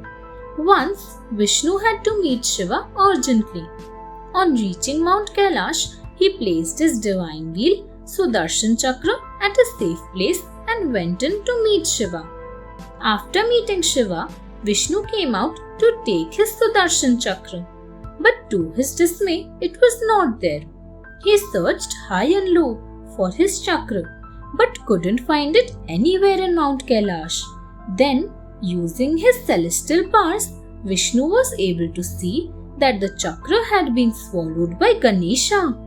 In order to get back his chakra, Vishnu began praying to Ganesha. But Ganesha could not be pleased easily. So Vishnu pulled on his earlobes with his arms, crossed and started bending down and then getting up. When Ganesha saw Vishnu in this posture, he could not control his laughter, and out flew the chakra from his stomach into Vishnu's hands. Since then, the act of bending down and stretching back while holding the earlobes with crossed hands became a mode of worshipping Ganesha. The Coconut Cracking Ganesha. This is a story about how Lord Ganesha became so fond of cracking coconuts. Once, Shiva and Parvati had a bitter argument. Enraged, Shiva slashed off their son Ganesha's head. Immediately he was remorseful for what he had done. Shiva knew how angry Parvati was when he had cut off Ganesha's head earlier in a fit of fury. Fearing Parvati's wrath, Shiva instantly fixed Ganesha's head back onto his body with the chanting of shlokas and showering of Ganga's water. Ganesha came back to life. After his rebirth, Ganesha vowed to cut off the head of Shiva, who had beheaded him twice. This made the entire heaven shudder. The bewildered gods kept on looking for a solution. Suddenly, an idea occurred to one of them. They got a coconut that had 3 marks on it. The marks looked like the 3 eyes of Shiva. They offered it to Ganesha. Ganesha broke apart the coconut. This symbolic killing of Lord Shiva calmed down the adamant Ganesha.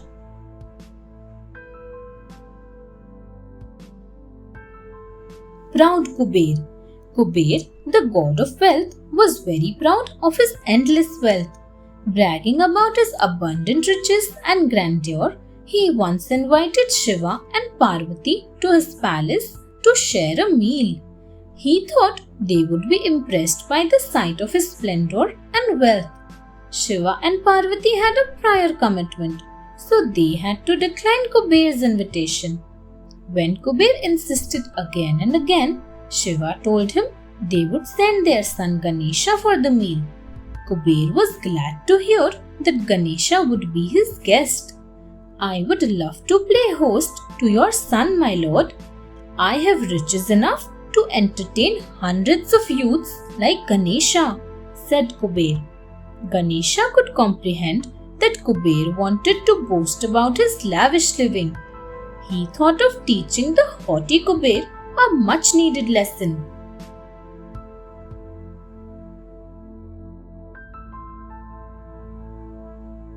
Ganesha and Kuber. Ganesha arrived at Kuber's palace at the stipulated time. He got a stupendous welcome when he arrived at Kuber's palatial abode.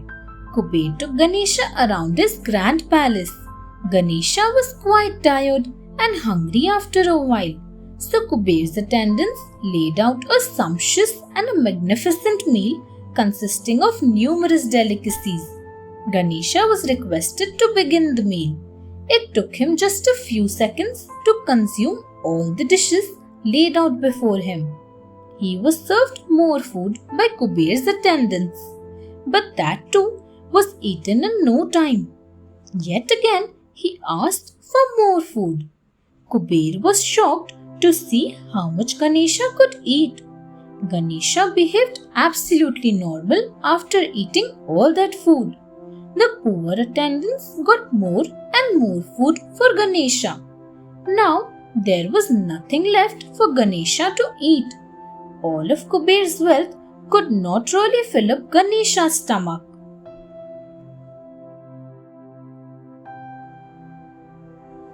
Ganesha's appetite. Ganesha was still hungry. He had eaten all that Kuber's attendants had laid out for him. Yet he kept asking for more and more food. Kuber was worried. My lord, there is nothing I can give you to eat now. I have already offered all I had, he said. Ganesha was displeased. Why did you keep this feast for me then? You are not able to entertain a youth well. Get me something quickly, or else I will gobble you up, he said. Saying this, Ganesha went on a destructive spree. He ate up all he could lay his hands on. Plates, furniture and Kuber's city, Alkapuri as well. In fact, Mushak too began pulling down the city and digging holes everywhere. The inhabitants of Alkapuri ran helter-skelter to save themselves and took shelter in Kuber's palace. Kuber realizes his mistake. Kuber rushed back to Mount Kailash. He told the whole story to Shiva. Please help me, protect me from Ganesha's fury. What should I do to satisfy his hunger? Cried Kuber. Don't worry, Kuber. Ganesha is just teaching you a lesson in humility. You were too proud of your riches. False pride always does one harm, said Shiva. Kuber understood his mistake. He begged forgiveness and apologized for being blinded by the fake luster of his riches. Shiva then advised Kuber to offer Ganesha a bowl of sweet rice cakes to satiate him. Kuber rushed back home with the bowl of sweet rice cakes and presented it to Ganesha. Ganesha was happy and content after finishing up the rice cakes.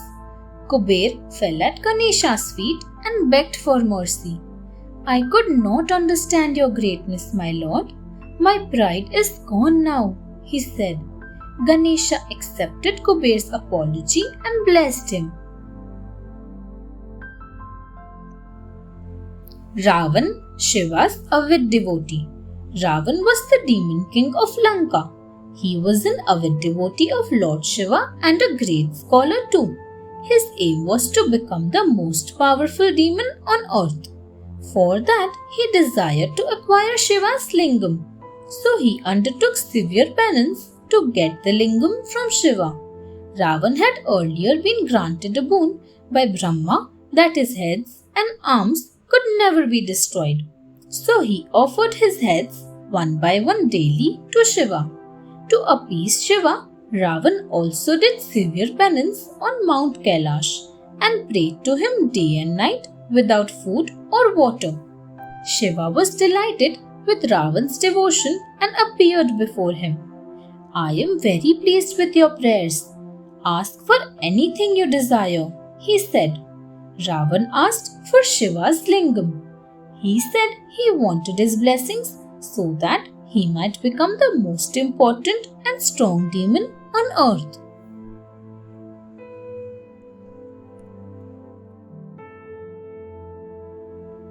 Ravan gets the Shivlingam. Shiva was pleased with Ravan's dedication and presented him the lingam, but on certain conditions. Shiva told Ravan that he would have to return to his city on foot and that he could not put the Shivlingam down anywhere at all. If he placed it on the ground, it would get stuck there. Then he would not be able to take it with him. Ravan was thrilled and agreed to all the conditions. He accepted the Shivlingam and started on his way back to Lanka. The gods were worried. Ravan, who was already dangerous, would gain a lot of power and become invincible if he was able to reach Lanka with the Shivlingam. They rushed to Ganesh and said, Lord, we are very scared. Ravan will become the most powerful being on earth if he succeeds in placing the Shivlingam in Lanka. The power he attains will be put to some evil use and he will destroy the whole universe.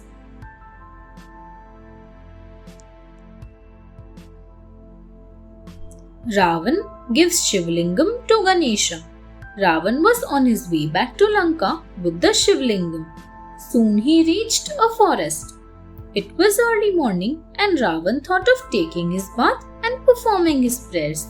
But he could not keep the Shivlingam on the ground. So he decided to find a suitable person who could hold it for a while. On Mount Kailash, all the gods were requesting Ganesha to save the Shivlingam from reaching Lanka. Ganesha assured them that he would definitely solve the problem. Ganesha followed Ravan and reached the forest. He understood that Ravan was searching for someone to hold the Shivlingam. Ganesha transformed into a young boy and reached the place where Ravan was standing. Ravan saw the boy and immediately asked him for help. He said, Boy, you look like a wise fellow. Can you hold the Shivlingam for some time?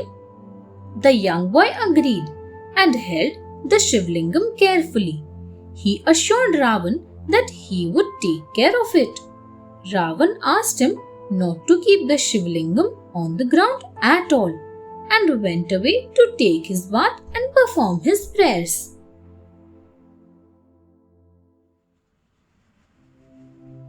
Ravan loses Shivlingam. Ravan was performing his prayers with deep concentration. Suddenly, he heard the boy shouting, Oh, this Shivlingam is too heavy. My hands are aching. I have to drop it here. Ravan was puzzled. He was unable to leave his prayers in between, so he shouted back, Please hold it for some more time. Let me complete my prayers. Ganesha knew it was the right opportunity to place the Shivlingam on the ground. So he kept it on the ground and disappeared. When Ravan came back, he found that the boy was missing and the Shivlingam was stuck to the ground. He tried his best to pull out the Shivlingam, but was unable to do so. He lost all hope and left for Lanka. Thus, Ganesha stopped Ravan from getting the divine Shivlingam and becoming invincible. The place where this incident took place is popular by the name of Mahabaleshwar in southwest India.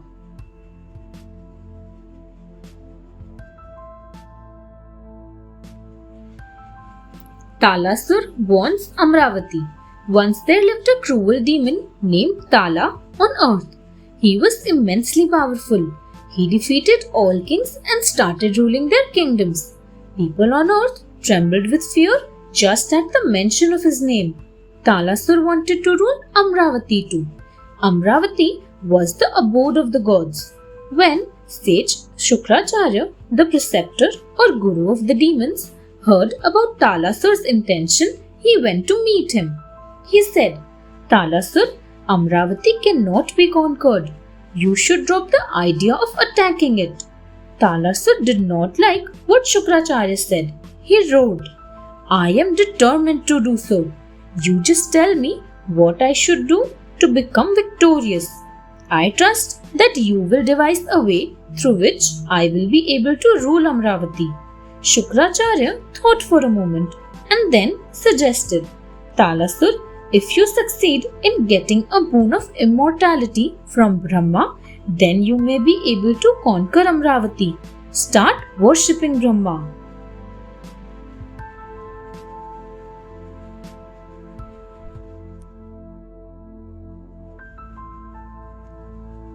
Talasur pleases Brahma. As suggested by sage Shukracharya, Talasur started worshipping Brahma. He prayed with utmost dedication. He performed penance without having food or water. Brahma was happy to see his devotion. He appeared before Talasur and offered him a boon of his choice. Talasur was happy as his goal was achieved. He said, Lord, please grant me the boon of invincibility. Brahma said, Son, I am sorry. I cannot grant your wish as it is against nature's rule. Ask for something else. Talasur acted smart and said, My lord, then grant me a boon that no living creature except an elephant could kill me. Brahma granted the boon and disappeared. Talasur became more powerful. He gathered a huge army and marched towards Amravati. Due to the power of his boon, no god could defeat him. Talasur's haughtiness reached its peak.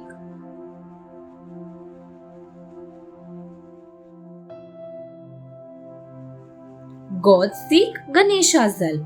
Talasur had become overconfident. He was sure that none could kill him. Soon he conquered Amravati. He imprisoned several gods while some succeeded in fleeing. Talasur became like a dictator. With his cruelty increasing day by day, the gods decided to visit Brahma. As they knew, he had given the boon of power to Talasur. Brahma was very disappointed to find out that Talasur had conquered Amravati and was torturing every living creature. He felt very bad when he realized that it all happened because of his boon. He said, Indra, only an elephant can kill Talasur according to the boon. I suggest you all to approach Ganesha. He can easily defeat the demon as he has the head of an elephant.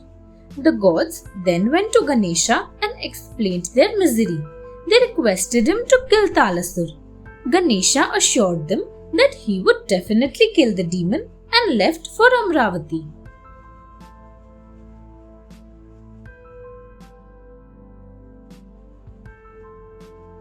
Ganesha humbles Talasur. Ganesha reached Amravati and challenged Talasur for a fight. Talasur, under the sense of superiority, accepted the challenge. He even mocked how such a small fat creature could fight against him. He thought he would easily defeat Ganesha. But as the fight progressed, Ganesha seemed to overpower Talasur. He caught the demon in his trunk and smashed him on the ground. Talasur became unconscious.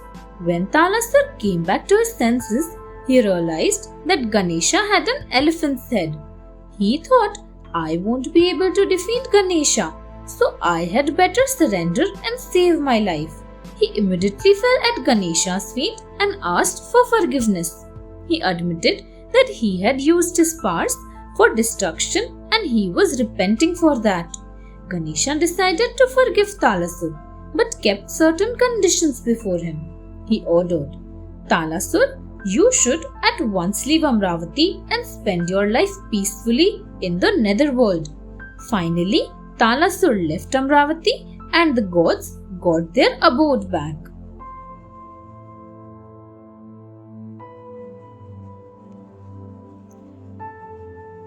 The terror of Analasur.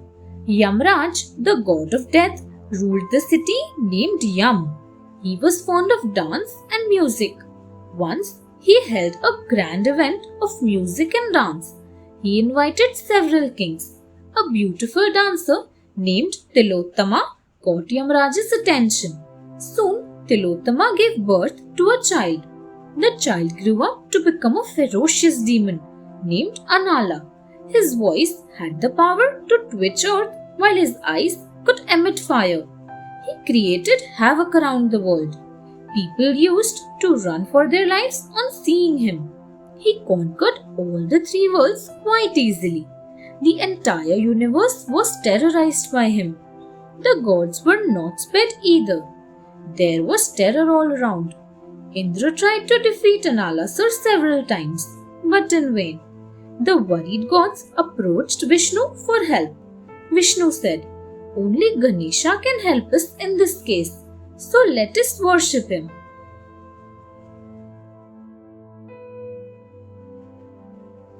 Ganesha swallows Analasur. The terrified gods started worshipping Ganesha. They prayed with utmost dedication. They knew if Vishnu had said that Ganesha could help them, then it must be true.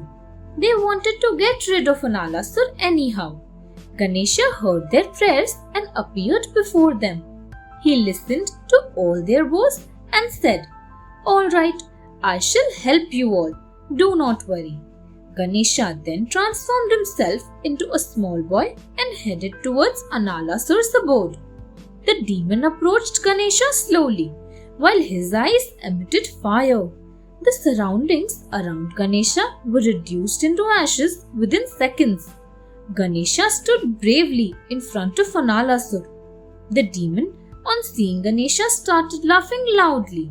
He said, "So this small creature is going to fight against me and defend the gods? Let us see." Analasur started shooting fireballs at Ganesha, but he stood unscathed. A surprised Analasur then opened his mouth wide enough to swallow Ganesha. Ganesha showed his huge avatar and in turn gulped Analasur at one go. This was the end of the fire demon Anala. The delighted gods rained flowers down on Ganesha.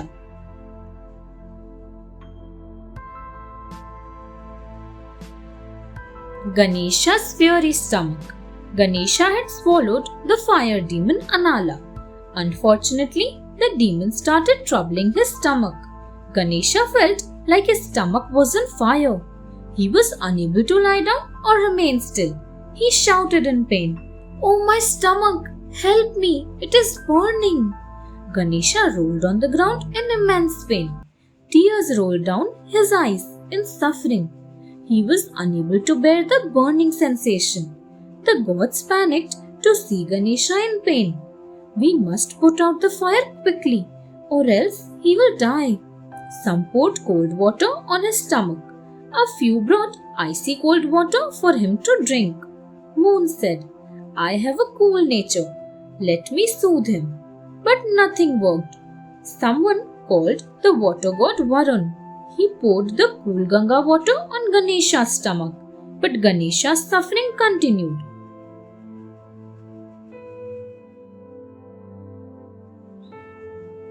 Ganesha as Balchandra and Padmapani. The gods were worried about Ganesha's fiery stomach. Some even brought chunks of ice from the peaks of Mount Kailash. But Ganesha was not relieved. A huge hula baloo took place in heaven. A few goddesses also came forward to help. They brought milk, curd, sandalwood powder paste, cool clay, and even turmeric. But nothing helped. Some goddesses tried flower extracts as a remedy for the burning. Legend has it that Indra brought the crescent moon and placed it on Ganesha's stomach, thus giving him the name Balchandra. Vishnu also came to visit Ganesha and placed his lotus on Ganesha's stomach, but the suffering did not subside. Ganesha is known as Padmapani after this instance. One of the legend says that at this moment Brahma got his two daughters Riddhi and Siddhi married to Ganesha to cool him down, but nothing made a difference to Ganesha's burning stomach.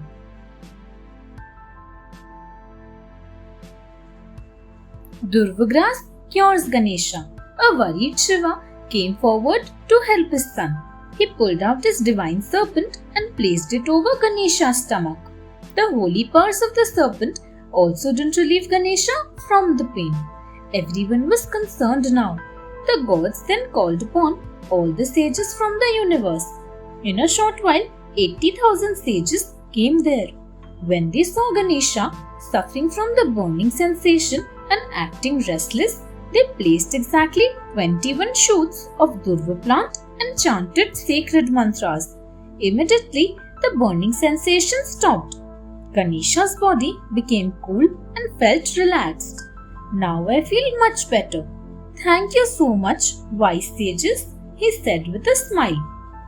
Ganesha then declared that anyone who offered him Durva grass would be blessed.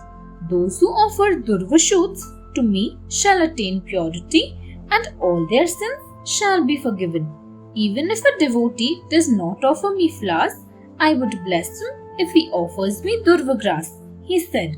So no ritual for Ganesha is considered complete if Durva grass is not offered to him.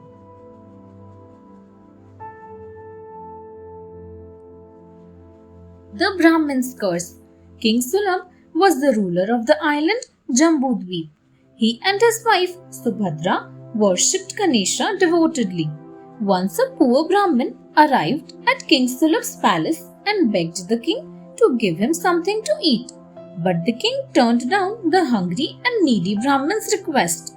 He further asked the Brahmin to look for a job as he seemed capable of earning his own living.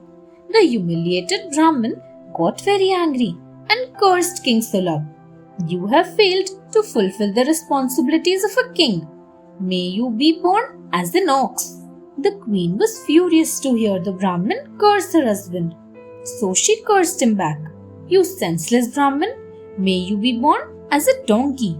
Now the Brahmin turned his fury at the queen and cursed her too. May you be born as a beggar, he shouted. Thus the king, the queen and the Brahmin were reborn as an ox, a beggar and a donkey respectively.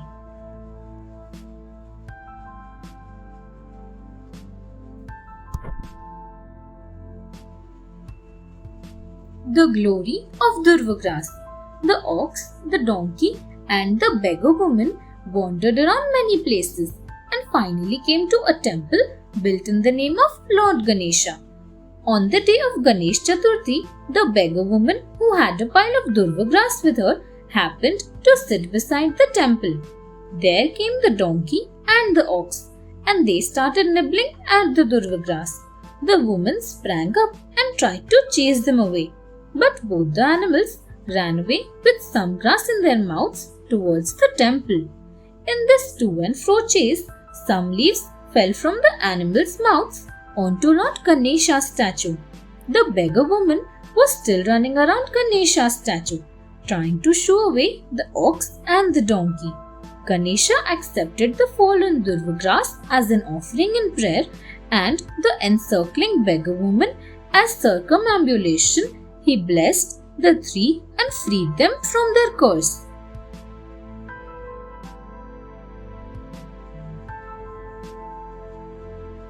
King Janak and Lord Ganesha. Once, sage Narad visited King Janak, who was famous for his wisdom. Looking at his prosperity, Narad told Janak, "It seems like Lord Ganesha has blessed you with a flourishing and peaceful life." King Janak didn't think so and gave his honest opinion to Narad. He said, "O sage, I don't believe that. It cannot be the blessings of Ganesha." Narad was quite dismayed.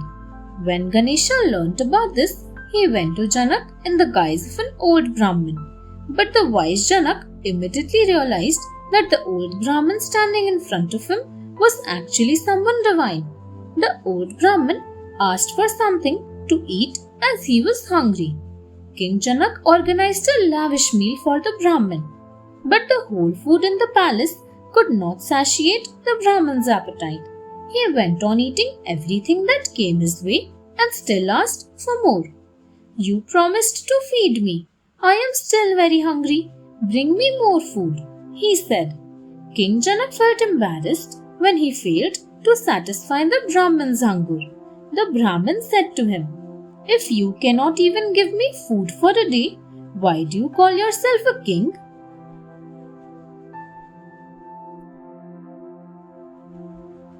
Durvagras and Lord Ganesha. After teaching a lesson in humility to King Janak, Ganesha went to the town of Mithila. There lived a poverty-stricken Brahmin named Trisharas in Mithila.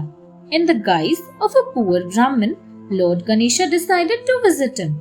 He was extended a warm welcome by Trisharas and his wife. Ganesha, as a poor Brahmin, told Trisharas that he was very tired and hungry and urgently needed some food to eat. Trisharas told Ganesha that they were very poor and all they could offer him was some durva grass. Ganesha happily accepted the grass. Ganesha then came to his true form in front of Trisharas and his wife.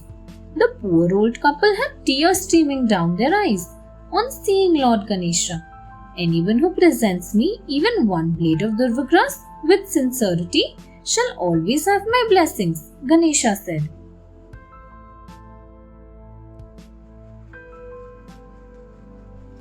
Demon Durasad. Long ago, there lived a demon called Durasad.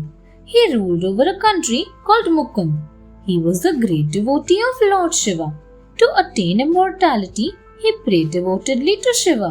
Shiva was appeased and granted him a boon. He told Durasad, "I am indeed impressed by your worship and dedication. May you have supreme powers. May you rule over the entire universe and never be killed by anyone except my son Ganesha." On gaining these extraordinary powers, Durasad became haughty. He began to misuse his powers. He started ruining and destroying heaven and earth. He killed innumerable innocent people. He destroyed several pious and religious places. The gods too looked on helplessly. The entire world trembled with fear. Everybody besought Brahma, who told them that Durasad had become so powerful because of Shiva's boon. Ganesha was the only one who could save them from Durasad's wrath.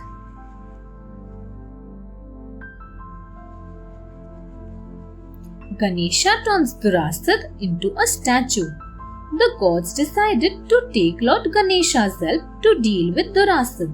So they went to Mount Kailash and explained him the situation. "Help us, O Lord. You are our only hope against Durasad. You alone can destroy him," they said. Ganesha promised them that he would kill the evil demon. Ganesha then went to Mukund. He challenged Durasad for a fight. Durasad accepted the challenge. A violent fight ensued. Durasad fought with Ganesha using all his powers to defeat him, but all his weapons and powers were of no use. Ganesha could not be defeated. Soon Durasad understood that the invincible one he was fighting against was Lord Ganesha himself. But by this time, Ganesha hit him with his mace. Durasad instantly became a statue. The inhabitants of heaven and earth were delighted to be free of the demon's wickedness.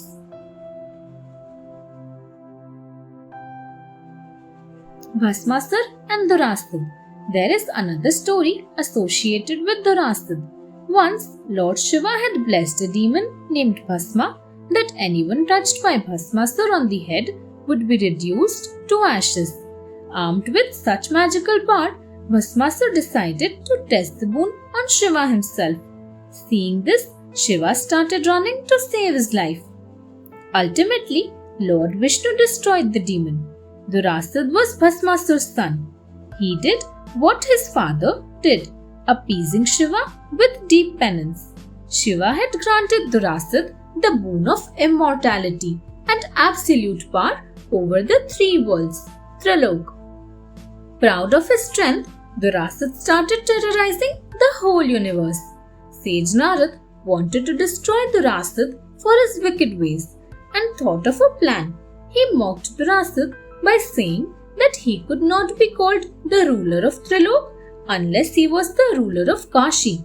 As Kashi belonged to Shiva, Durasad could not take it over.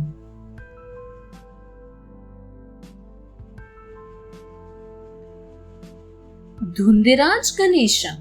When Durasad heard that he could not rule over Kashi, he instantly hurried to attack Kashi. An anxious Narad reached Mount Kailash and narrated the whole incident to Parvati.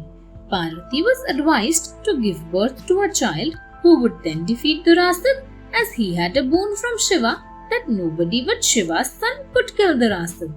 Narad also told Parvati to chant the mantra Om sincerely and soulfully.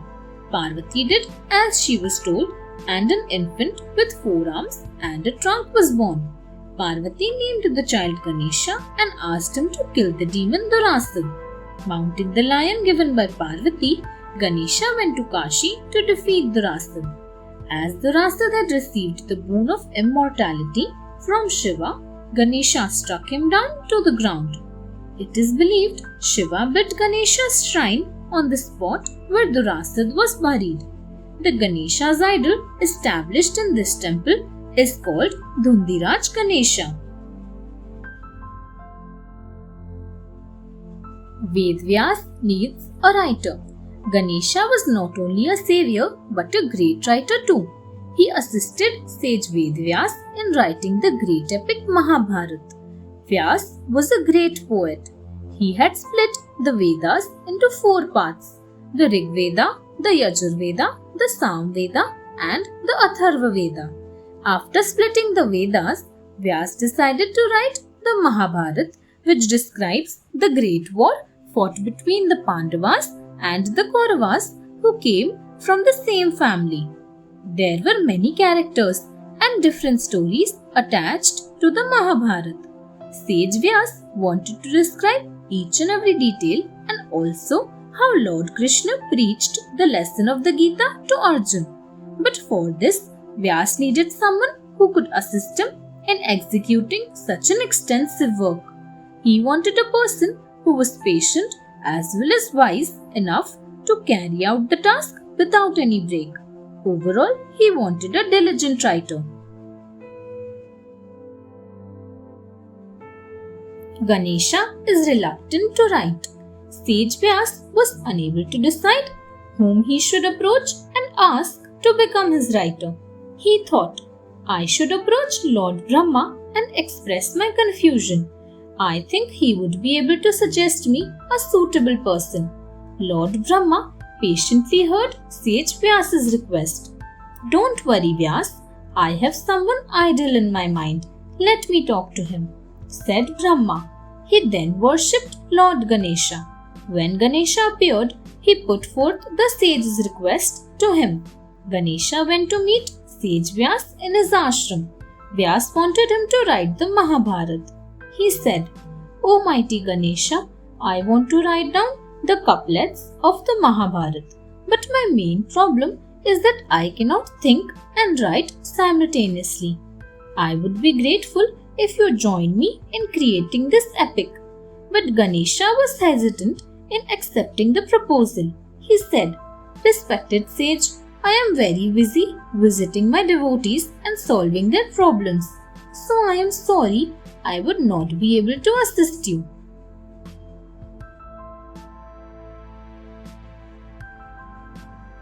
Ganesha agrees to write Mahabharata. Finally, Vyas succeeded in convincing Ganesha to write down the couplets of the Mahabharata for him. But Ganesha put forth a condition before starting the work.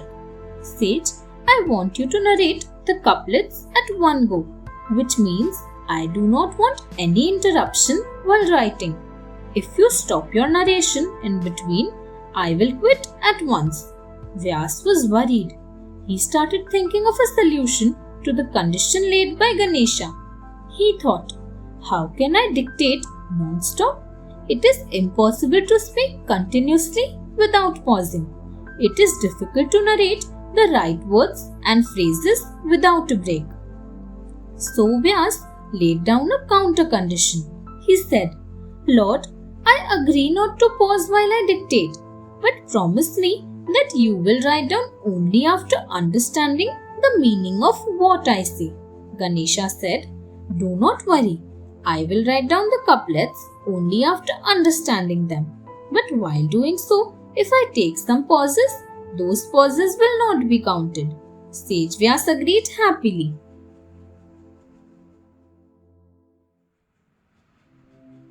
Vyas dictates Mahabharata.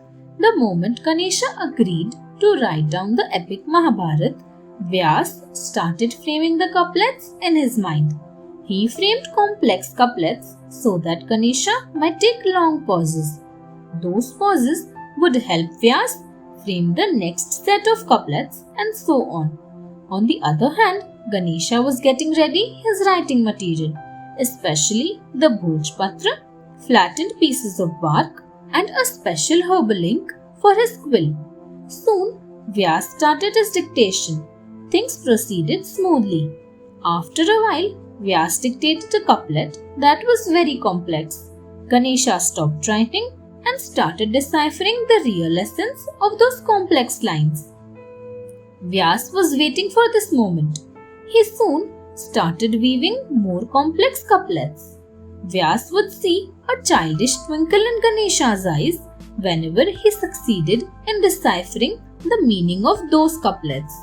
Ganesha would chuckle and write down the script with more enthusiasm. And so the process went on.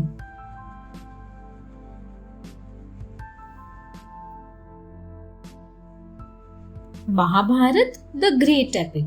The Mahabharata is one of the longest epics ever created in the world. It consists of around 88,000 verses and each verse is a long passage. Ganesha proved to be a wise writer as he wrote down each and every couplet only after understanding the real meaning of it.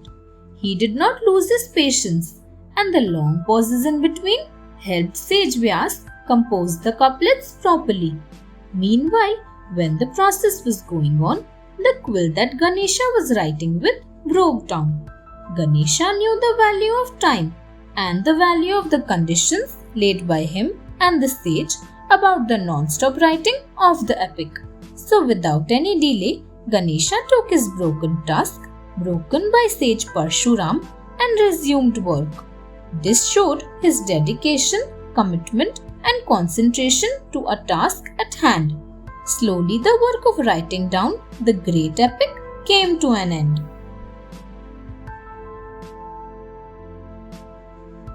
The mistake of Ved Vyas.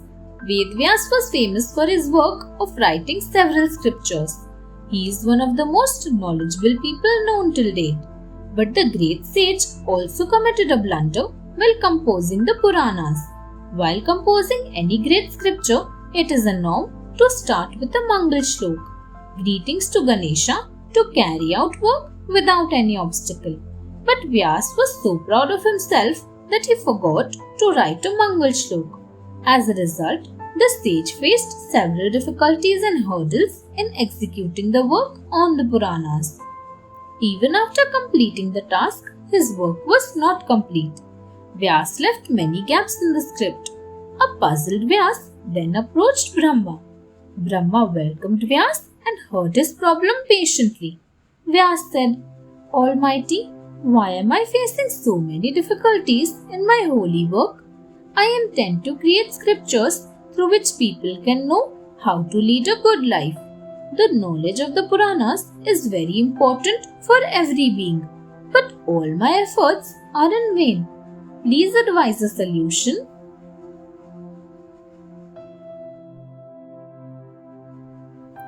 Vyas realizes his mistake. Vyas requested Brahma to devise a solution to his dilemma.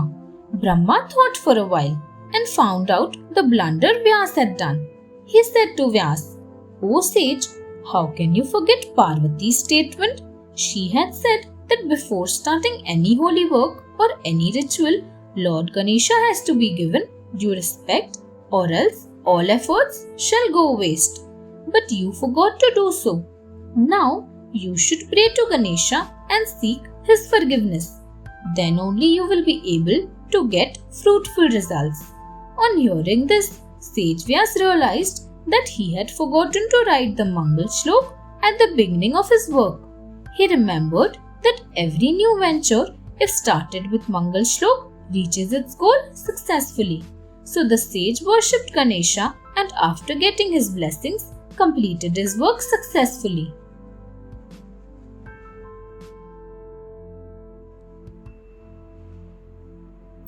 Who should be the leader? Once, all the gods in heaven held a competition to find out who should be the leader of the world. The competition was that they would all circumnavigate the earth and the winning destination would be Shiva's residence, Mount Kailash. The one who reached the peak of Mount Kailash first would be considered the winner. All of the gods geared up for the competition and an auspicious time was decided. During the entire process, Ganesha kept quiet, sitting at one side with his head drooping. He did not take part in the race and gave up beforehand. While he was about to return, Sage Narad approached him and asked the reason for not participating in the race. Ganesha said, "My mount is too small in front of the other gods' mounts. I will never win the race. It is better not to take part rather than losing." Narad was disappointed to know this and decided to find a way to help Ganesha.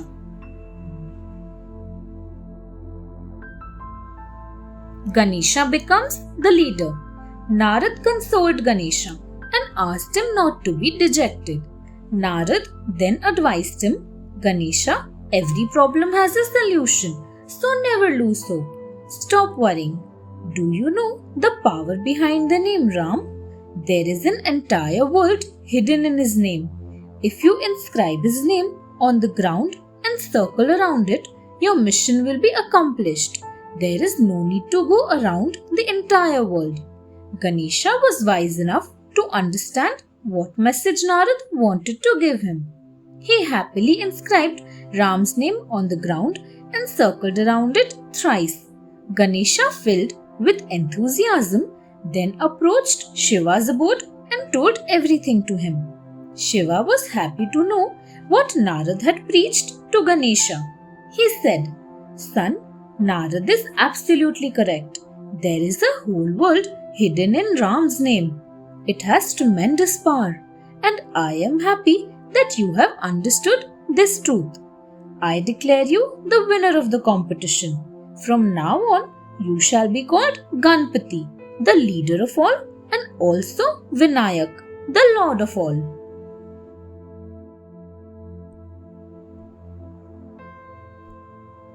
Varenyaputra Ganpati. Once there lived on earth a king named Varenya. He was blessed to have Ganesha as his son. His pregnant wife was due to have a baby soon. Knowing this, Ganesha told his mother, "Oh mother, I should leave for earth and be born as a son to King Varenya." Parvati blessed him and Ganesha left for earth. Upon reaching Varenya's kingdom, Ganesha found out that the queen had delivered a baby and a maid had kidnapped the baby while the queen was sleeping. Ganesha took the place of the missing baby. But Ganesha had a strange appearance. He had 4 hands and a trunk. When the queen woke up, she was shocked to see an unusual baby beside her. She quickly left the unusual baby in the forest. Sage Parashar and his wife Vatsal looked after baby Ganesha in the forest. Ganesha grew up into a strong child. Meanwhile, a demon named Sindura was torturing everyone and making life difficult. Child Ganesha fought against the demon and killed him. Being the son of King Varenya, he was called Varenyaputra Ganpati.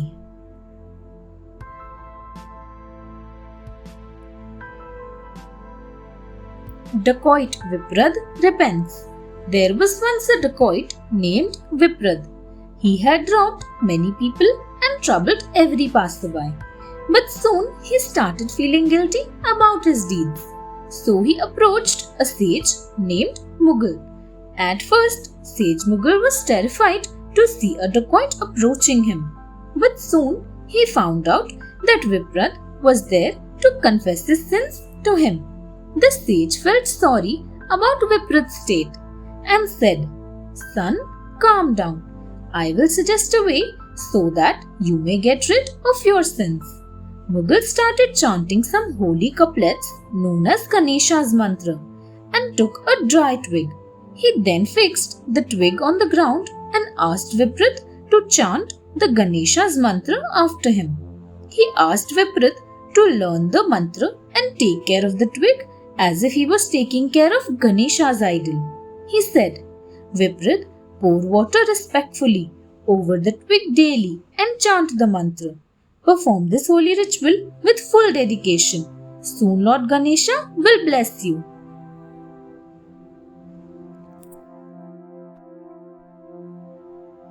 Viprath becomes Sage Bhushandi. Viprath sincerely followed Sage Mughal's instructions. He watered the twig daily and chanted Ganesha's mantra. He got deeply engrossed in the prayers and forgot about the time that passed. Viprath attained immense grace due to his prayers and the associated penance. By then, a large tree had grown out of the twig. Sage Mughal happened to visit the place where Viprath was performing his penance. He was amazed to see the transformation. The sage woke Viprath up from his meditation. Viprath felt utterly blessed and touched Sage Mughal's feet in gratitude. Viprath was happy to see Mughal again, as he was the one who guided him towards the transformation. Suddenly, a trumpet grew from the point of the origin of Viprath's eyebrows. Sage Mughal was delighted to see this and renamed Viprath as Sage Bhushandi. The trumpet was a symbol that Ganesha had forgiven Viprath and blessed him.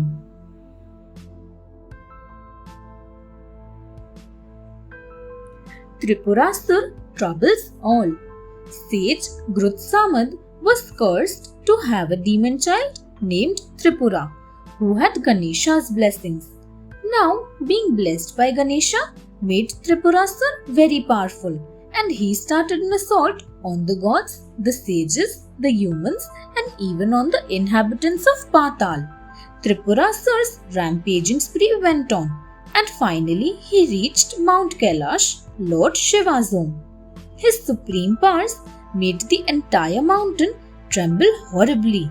Having made a favorable impression on Shiva, Tripurasur was asked to state his wish.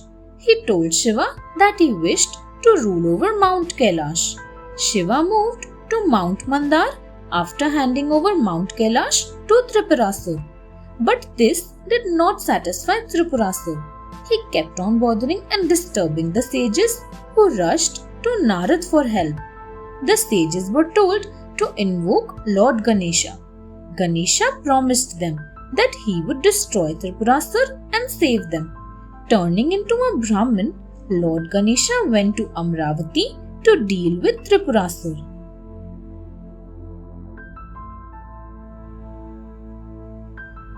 Mahaganpati. Ganesha met Tripurasur in the guise of a Brahmin.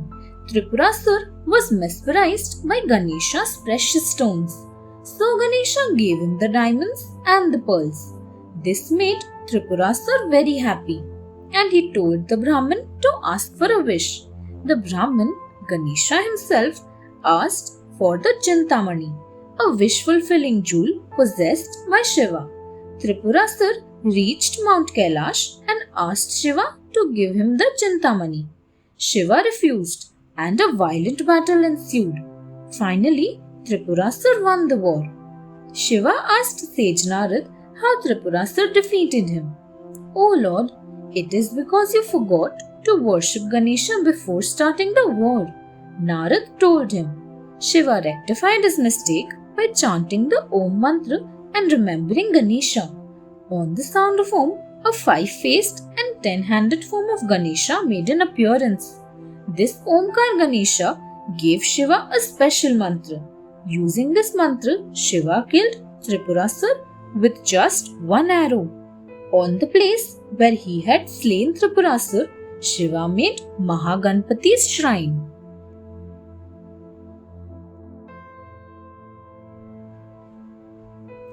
Gana wants Chintamani. The jewel Chintamani has one more tale related to it. King Abhijit and Queen Gunvati had a charming son called Gana. The intelligent and the robust child was Shiva's devotee. Shiva was very pleased with Gana's worship and granted him a few boons. This made him very egoistic, and soon he was surrounded by negative people. Sage couple owned a wish-fulfilling gem called Chintamani. The gem had the ability to provide food to thousands of people. Once, Gana went to meet couple at his hermitage. When his eyes fell on the shining gem, he wanted to own it.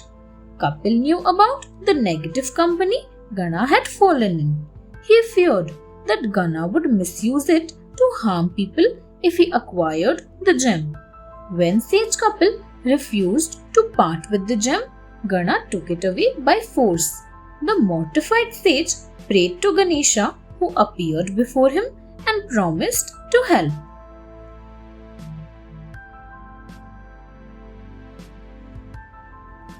Chintamani Vinayak.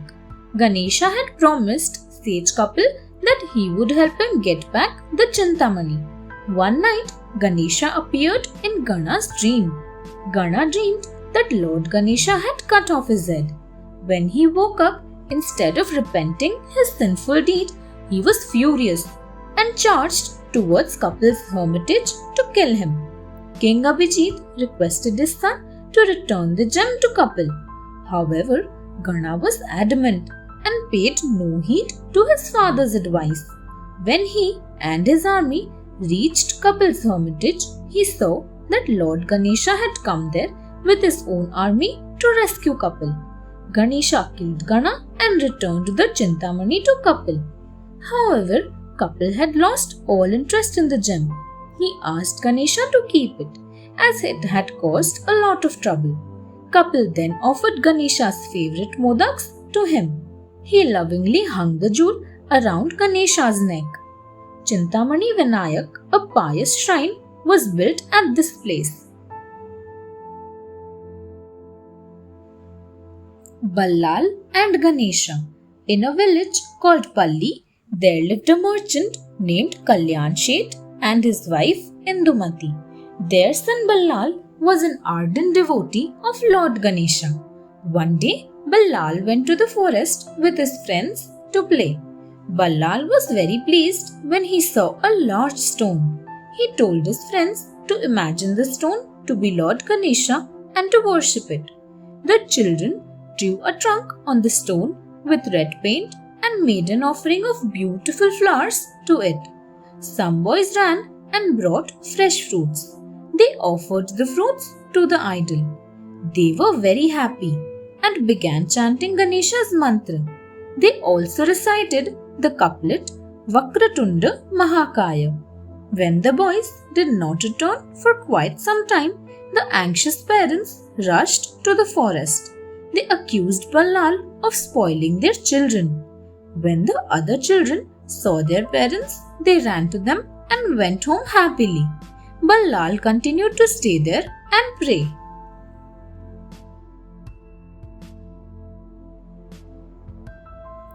Ganesha as Ballaleshwar. Ballal was lost in deep prayers and did not see his father approach. Furious at Ballal, his father tied him to a tree and hit him mercilessly. He then went home, leaving his son in the wild. Ballal was having severe pain all over his body, but he still did not stop chanting the mantras. Suddenly a Brahmin appeared before him. Ballal's wounds were healed and he was freed from the tree too. The Brahmin lovingly embraced Ballal, who realized that this was Omkar Ganesha and fell at his feet. He pleaded with Lord Ganesha to appear before him in his original form. Pleased with Ballal's devotion, Ganesha appeared and told him to ask for a wish. Ballal wanted Ganesha to stay there permanently and protect the villagers. Ganesha did as requested and disappeared into the stone. The next morning, Ballal's father was surprised to see that the stone Ballal had worshipped had magically turned into Ganesha's statue. Ballal's father was repentant of his misdeed. The idol was named Ballaleshwar.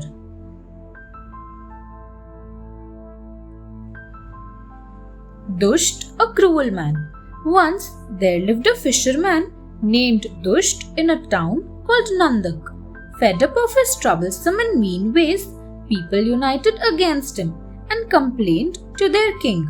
The king expelled Dusht from the land. Dusht took his cruel and wicked ways to another place. Once, when he was hunting in a forest, he accidentally fell into a muddy pit. He went to a nearby lake to wash off the mud and take his bath. At that time, Sage Mughal passed by chanting Om, Om, Om. Dusht attacked the sage as he wanted to rob him. But no sooner had Dusht raised his hand than it got paralyzed. The sage affectionately stroked his hand and got it normal again. Dusht repented and begged Sage Mughal's forgiveness by falling at his feet.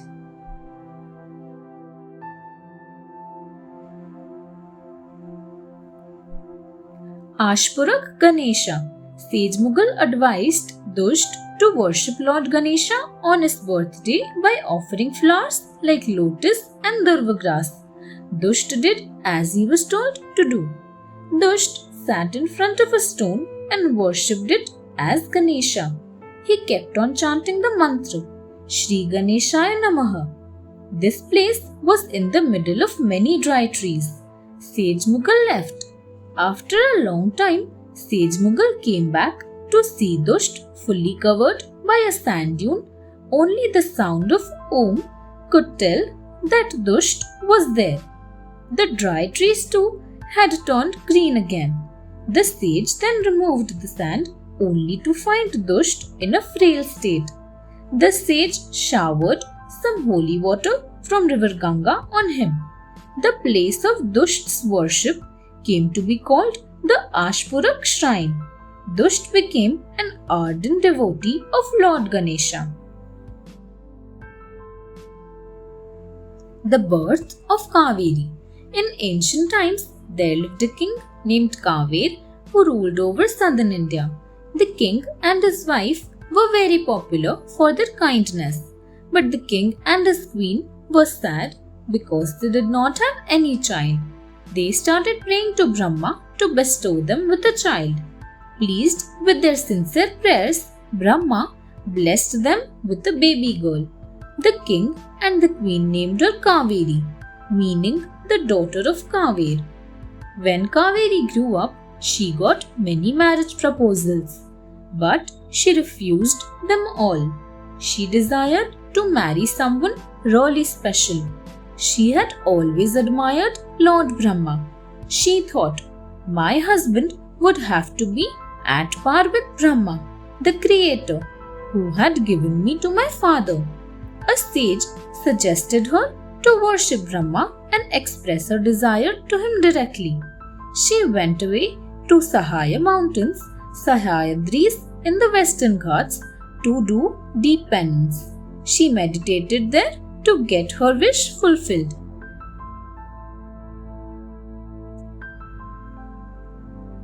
Lord Shiva and Sage Agastya. Lord Shiva and Parvati were getting married at the same time in the Himalayas in the north, when Kaveri was worshipping Brahma in the Sahaya mountains in the south. All people, sages and gods started flocking to the north to witness the divine union of two souls. As a result, the earth began to tilt towards the north. The earth was in danger of toppling over. Shiva was worried. He could not ask his guests to leave the wedding venue. It would be an insult to them. But at the same time, he had to find a solution quickly. So Shiva decided to ask Sage Agastya for a favor. He requested Agastya to go southward as he was the only one who could balance the universe by his supreme powers. Agastya agreed, even though he was sad that he could not witness the divine marriage.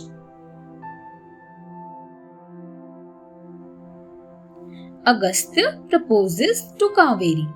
After agreeing to Lord Shiva's request, Agastya asked Shiva to provide him with a water source in the south. Shiva assured him that his requirement would be fulfilled. Agastya started his journey. Soon he reached the mountain range of Sahaya. The moment Agastya reached the Sahaya mountains in the south, the balance of the earth was restored. Amidst that mountain range, Agastya was surprised to see a beautiful woman, lost in deep meditation.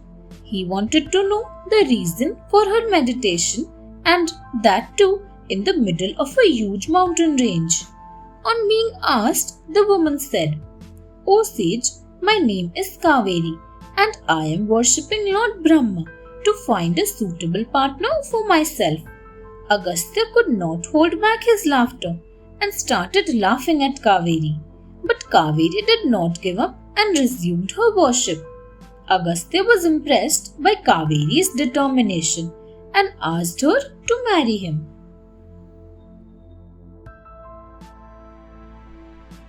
Kaveri's river form. Agastya's marriage proposal surprised Kaveri. She thought for a while and then agreed. She knew that Agastya was a wise and virtuous person. She said, "O sage, I have a request to make. I would like to help mankind in some way. As you know, this region is facing scarcity of water. I want you to transform a part of me into a river so that the dry land of south may get fertile again."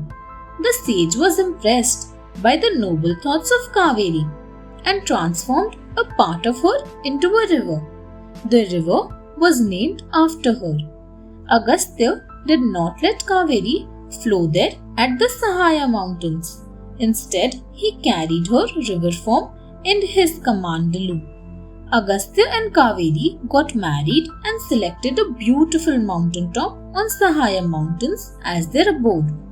Unfortunately, Agastya forgot to release the water form of Kaveri in the southern part, and the part remained dry. There was drought all over. The gods in heaven were worried about the drought.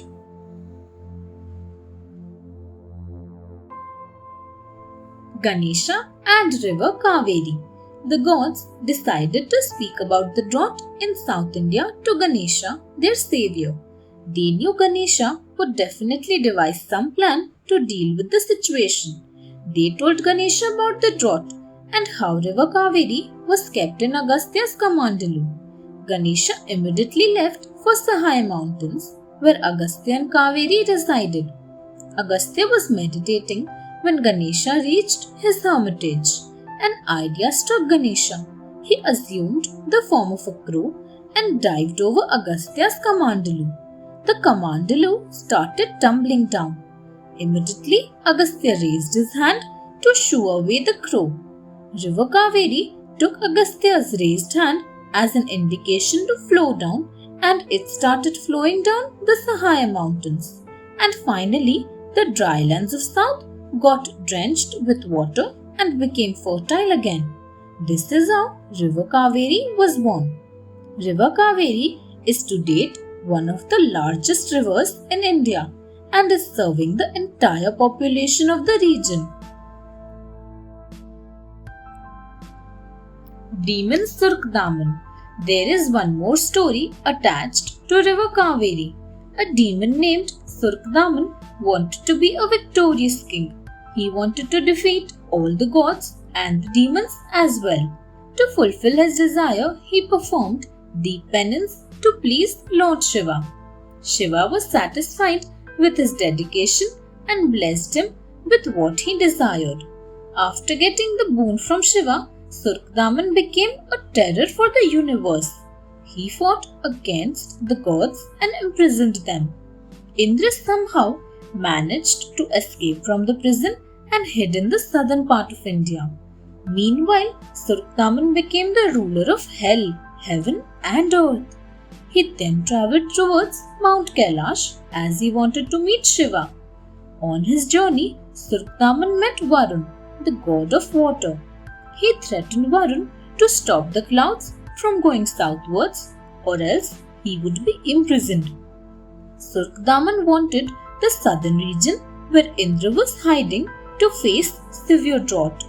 Varun had no other option but to listen to the demon, and it resulted in severe drought in the south of India.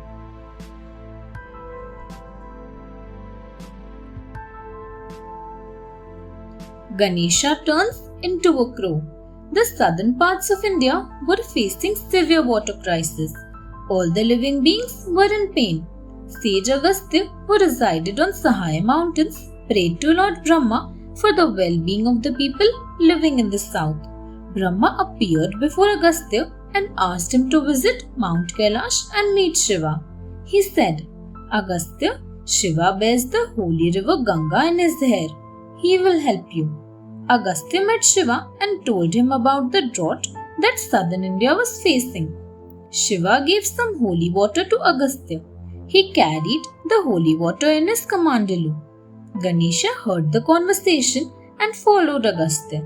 Agastya reached the drought-affected region, but instead of releasing the water, he started meditating. Ganesha thought that he should do something to release the water first. Ganesha turned into a crow and pushed the kamandalu. It tumbled down while Ganesha immediately turned himself into a small boy and ran away.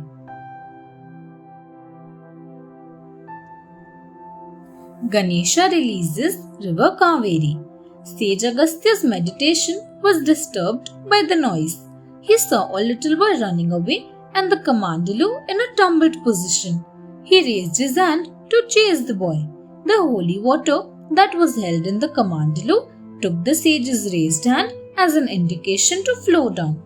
The water sputtered down and took the form of a river. It was named Kaveri. Meanwhile, Agastya started chasing the little boy. He covered a long distance while doing so. But finally, the sage caught up with the boy. Ganesha revealed his identity in front of Sage Agastya. The sage was surprised as well as was angry with Lord Ganesha. But then he apologized for his anger and said, O mighty Lord, the water was precious. You should not have wasted it. Ganesha smiled and said, Agastya, turn around and see. Is the water really wasted? Agastya turned around and saw a huge river flowing down the mountain. Ganesha blessed the river that she would never dry up. Satrajit and the Syamantak gem. The curse of Ganesha has immense power. The moon on the fourth day of the bright fortnight in the month of Bhadrapad was cursed by Lord Ganesha. Hence, it was inauspicious to look at the moon on that night. An incident took place in the city of Dwarka, the abode of Lord Krishna. A Yadav nobleman named Satrajit was an ardent devotee of Surya, the sun god. He worshipped Surya regularly. Surya was pleased with his devotion and gifted him a divine jewel named Syamantak. The Syamantak gem was a bright ruby that sparkled like the sun itself. Surya told Satrajit that the gem had an extraordinary power of producing 1.5 tons of gold daily. He instructed him to wear it around his neck. With the help of the gem, Satrajit soon became prosperous.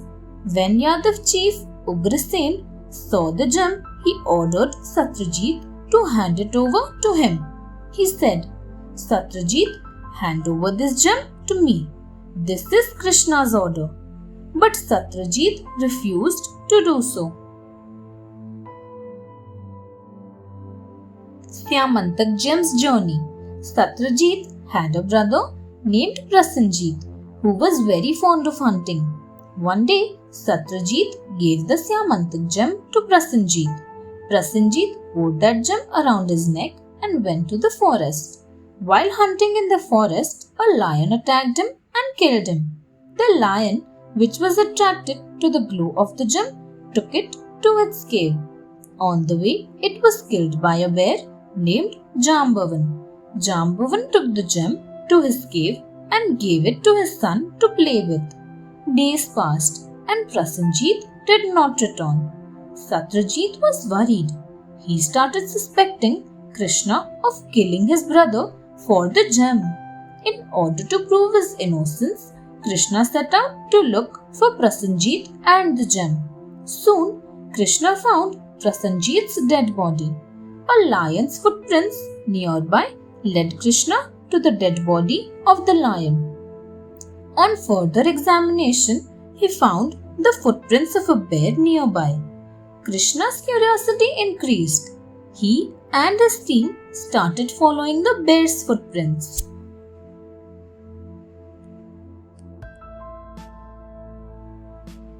Krishna tracks the gem. Following the bear's footprints, Krishna soon reached Jambavan's cave with his troop. He instructed his troop to wait outside the cave and entered the cave alone. A furious fight started between Jambavan and Krishna. In the beginning, Jambavan did not know who Krishna was, but soon Jambavan lost all his strength and Krishna defeated him. Jambavan saw the image of Lord Ram in Krishna. Jambavan fell at Krishna's feet at once and said, "O Supreme Power, how could I not recognize you? I have committed such a big sin. How could I fight against the Supreme Power of the world, the one who runs the entire world? O Lord, I would like to present you a precious gem that I found in the forest." Jambavan gave the Syamantak gem to Krishna. He also requested Krishna to marry his daughter Jambavati. Krishna returned to Dwarka with Jambavati and the gem and returned the gem to Satyajit.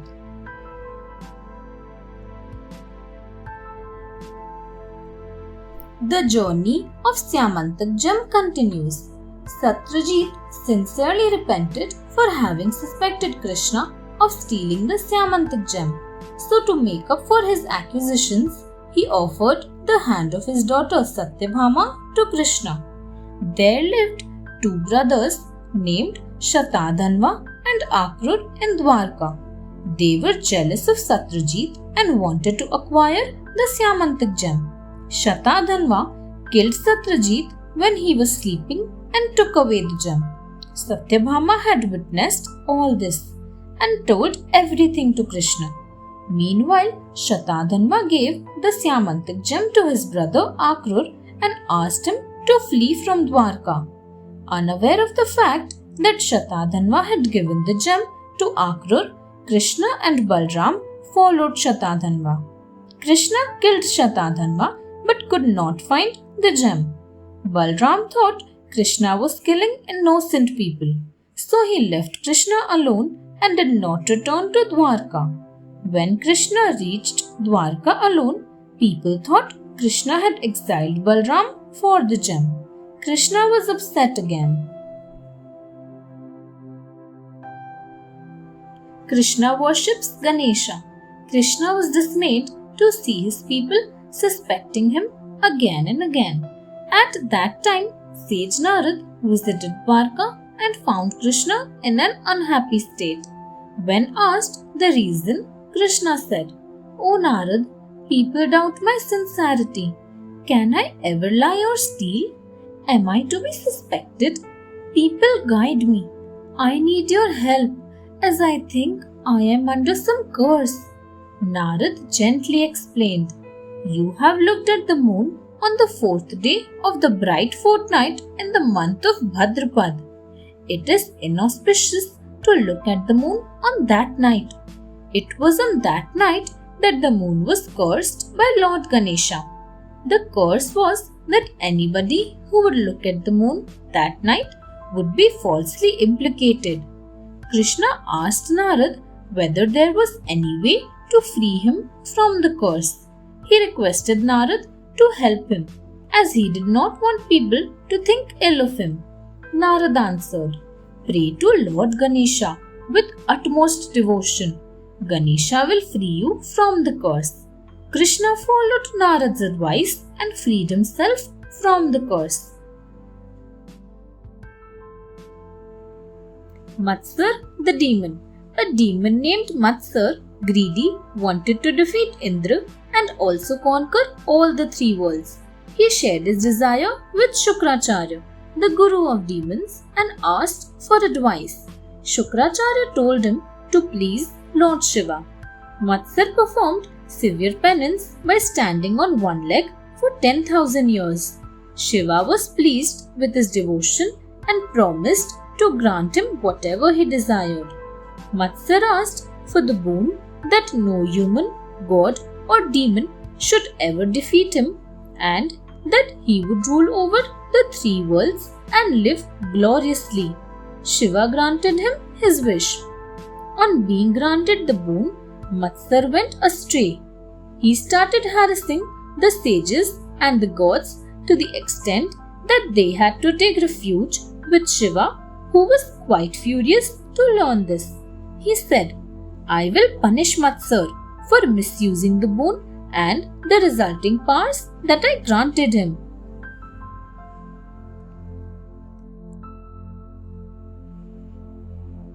Ganesha's warrior form. On hearing that Shiva was going to punish him, Matsar became furious. He directed his army towards Mount Kailash, whereas Shiva instructed his Ganas to safeguard Mount Kailash. A terrible battle took place between the demons and the Ganas.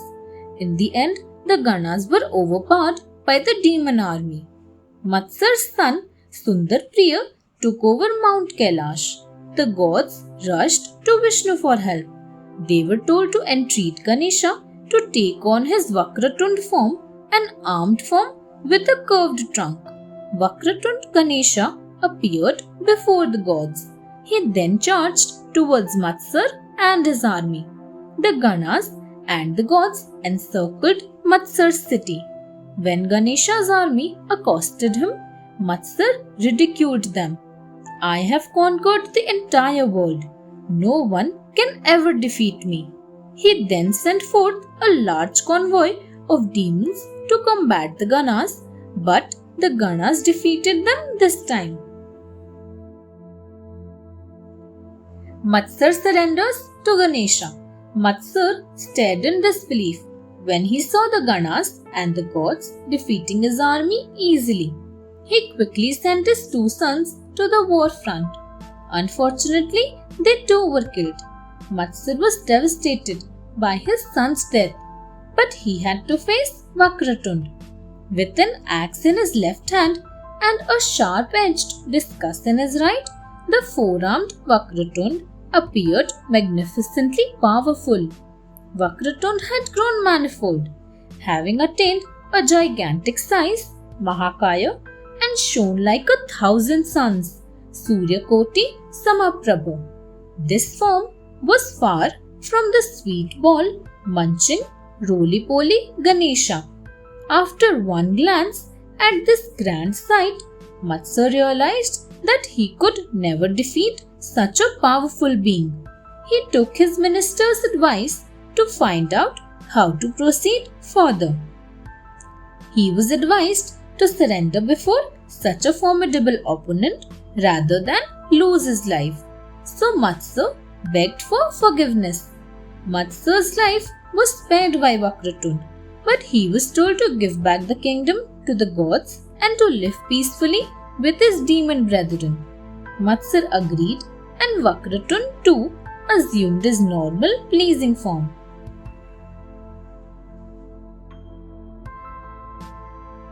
Sage Gautam and Ganesha. Legends say River Ganga was brought down to earth through Shiva's matted hair. During the descent, a part of Ganga got entangled in his hair. Goddess Parvati disliked the fact that Shiva was overly fond of Ganga. She tried cajoling Shiva to let the rest of Ganga descend to earth, but Shiva did not pay heed to her. Ganesha was aware of the fact that his mother disliked Shiva's attachment to Ganga.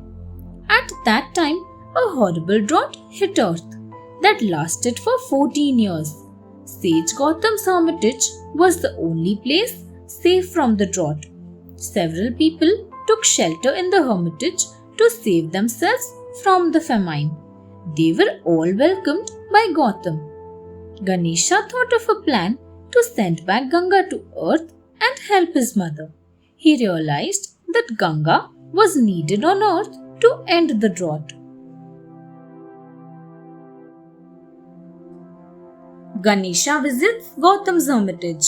Ganesha went to Gautam's hermitage and started living there. He became friendly with everyone there. One day, he told Jaya, Parvati's companion, to assume the form of a cow and eat up all the grain in Gautam's fields. Ganesha said, when the sages will find you eating the grain, they will try to get you out of the hermitage. The moment they hit you, please pretend to be dead.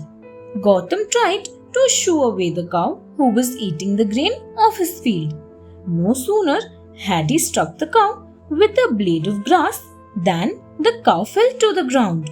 Ganesha and all other sages rushed to the spot to see what had happened.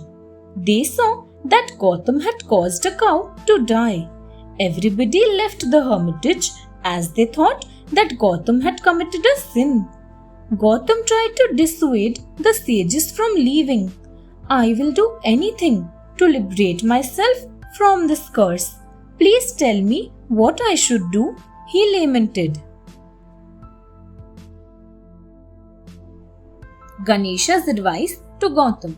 On hearing sage Gautam's plea, Ganesha proposed a solution. Can you bring down river Ganga to earth from Shiva's hair? Then you could be freed from the sin when the holy water touches the dead body of the cow. Ganesha told Gautam. As Ganesha had befriended all the sages, they too agreed to what Ganesha said. Gautam was advised to do what Ganesha had suggested. Sage Gautam then went to Mount Kailash and started worshipping Shiva. Appeased by Gautam's devotion, Shiva asked him to state his wish.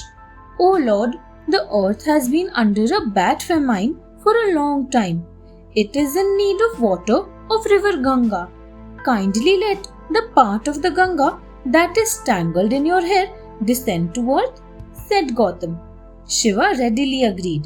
The rest of river Ganga descended to earth and liberated the sage of his sin.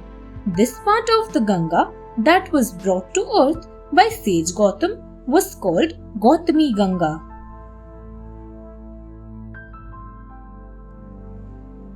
Sage Gautam and Ahalya. Yet one more tale tells us how sage Gautam brought down river Ganga to earth in the form of river Godavari.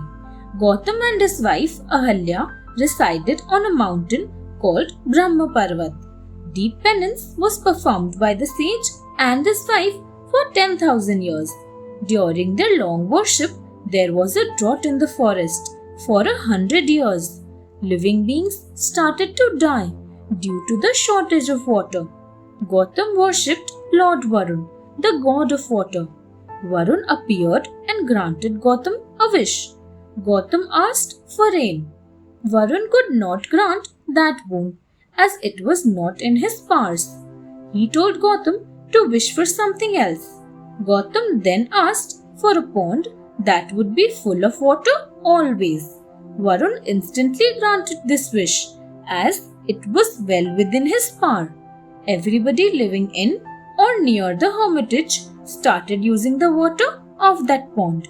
Every day, sage Gautam's disciples also went to fetch water from the pond.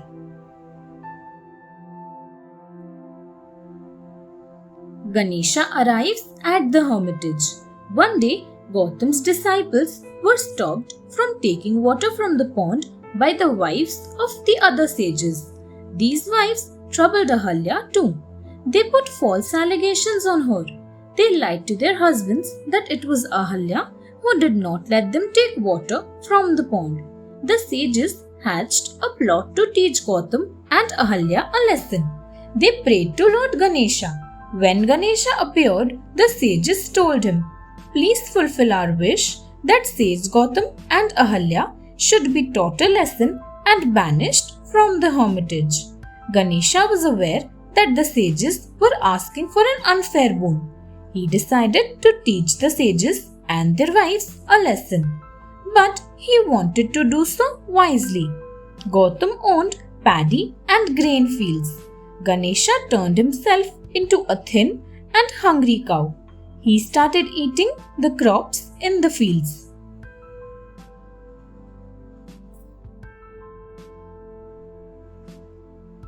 Gautam and Trayambak.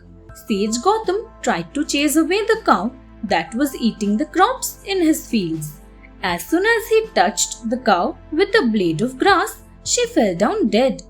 At that moment, all those sages arrived there and cursed Gautam for killing an innocent cow. They asked Gautam and his wife to leave the hermitage at once. Gautam decided to do penance for killing a cow. He worshipped Shiva for several years. Then he and Ahalya circumvented Brahmo Parvat 100 times. Appeased, Shiva made an appearance and asked them to state their wish. Gautam said he wished that river Ganga would always be present in the hermitage. Ganga said she would stay there only if Shiva and Parvati would stay there too. Shiva and Parvati agreed, and then Trayambak, the Shiva Parvati symbol, came into being in the hermitage. The Ganga that flowed down from the hermitage was called Godavari. Later, Gautam requested Ganesha to pardon the sages for their evil doing. The sages too entreated Gautam to forgive them.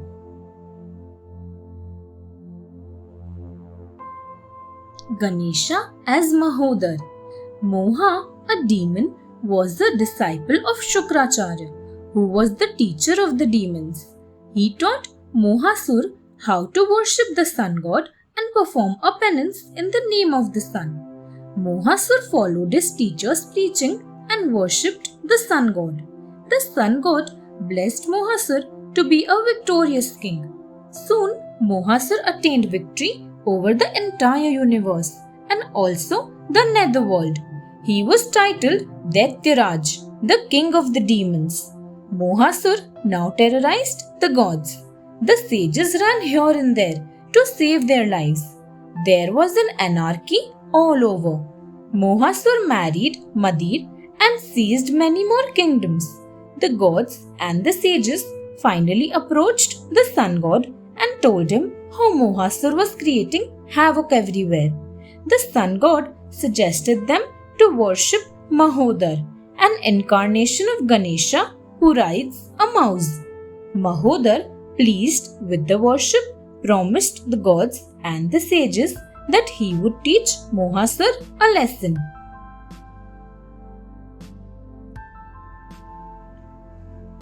Mohasur surrenders to Ganesha. Shukracharya asked Mohasur to approach Vishnu as only he could suggest a way to save his life. Accordingly, Mohasur went to Vishnu, who said, Mohasur, surrendering before Mahodar is the only way by which you can save your life. Vishnu also told Mohasur how Ganesha had always played the role of a savior for the creatures in the universe. Mohasur decided to make the wise choice. He invited Mahodar to his palace with due respect and honor. When Mahodar arrived, Mohasur fell to his feet and pleaded for forgiveness. He assured that he would never bother anyone in future. Mahodar was pleased with Mohasur's genuine pleading. Mahodar ordered Mohasur to release all the sages and the gods that he had kept under his captivity and asked him to leave heaven at once. He also ordered him to stay in the netherworld forever and return never again.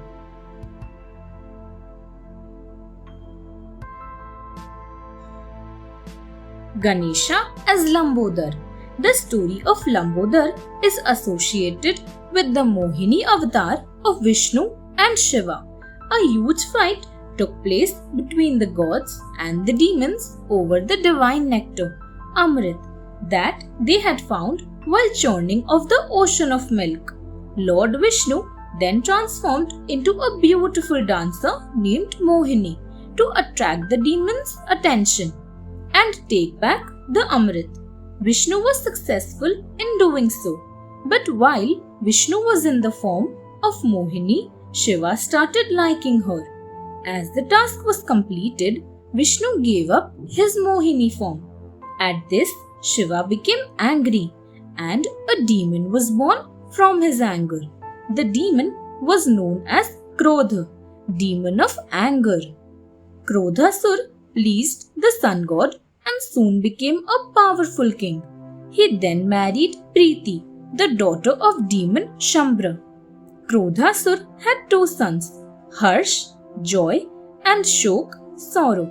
Krodhasur then started fighting against several kings and gods all over the universe. He started ruling heaven, earth, and the netherworld, Patal. Soon, the gods and the sages started worshipping Lambodar, an incarnation of Ganesha, for help.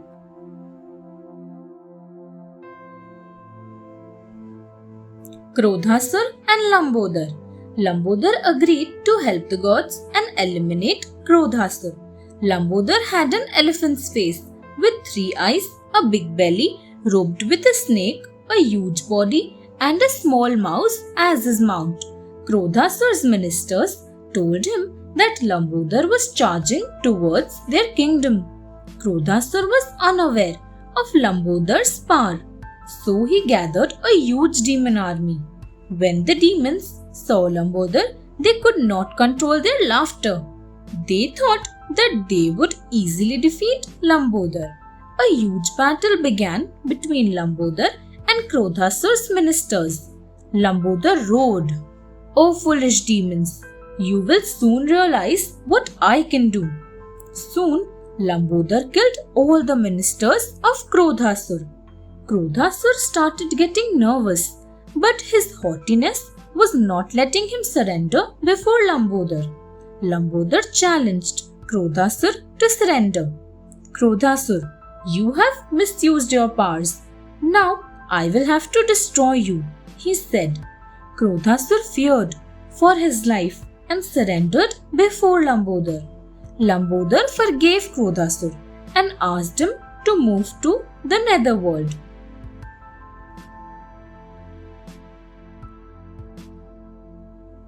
Rudra creates Vinayak. Shiva's furious form is named Rudra. Rudra was a creator as well as a destroyer. Once the gods and the sages prayed to Rudra, "O Lord, the demons are creating obstacles whenever we hold any holy ritual. Please create someone who can destroy these obstacle creators." Rudra gave rise to Vinayak through his mouth and innumerable Vinayaks from his body pores. The creation of innumerable Vinayaks raised confusion among the gods and the sages. They could not decide whom they should regard as the leader. Brahma announced that the Vinayak who rose from the mouth of Rudra would be the leader of all the other Vinayaks. The sages asked, "O Brahma, then what will the other Vinayaks be called?" Brahma said, "They will be called the Ganas, and the leader will be known as Ganpati." Vinayak was anointed by all the gods and the sages. The day Vinayak was born is celebrated as Ganesh Chaturthi. Ganesha as Vikat. Vishnu was once cursed by a woman named Vrinda. Vrinda was Jalandhar's wife. Jalandhar was a powerful demon born out of Shiva's anger. Vrinda's curse turned Vishnu into a stone form named Shaligram. The stone form of Vishnu gave rise to a demon named Kama. Kamasur performed deep penance and pleased Shiva. He asked for a boon of becoming a victorious king. He then conquered heaven, earth, and the netherworld. After becoming the ruler of the universe, he married Trishna, the daughter of Mahishasur. Kamasur continued creating havoc all over the world. He stole the wealth of the gods and kept them in prison. The fearful gods prayed to Ganesha, who took the form of Vikat. Wicket rode a peacock and his eyes emitted sun rays. Wicket and Kamasur had a fierce battle. Kamasur's teacher had once told him that a god who would be riding a peacock would defeat him. Remembering this, Kamasur fell at Wicket's feet and asked for forgiveness.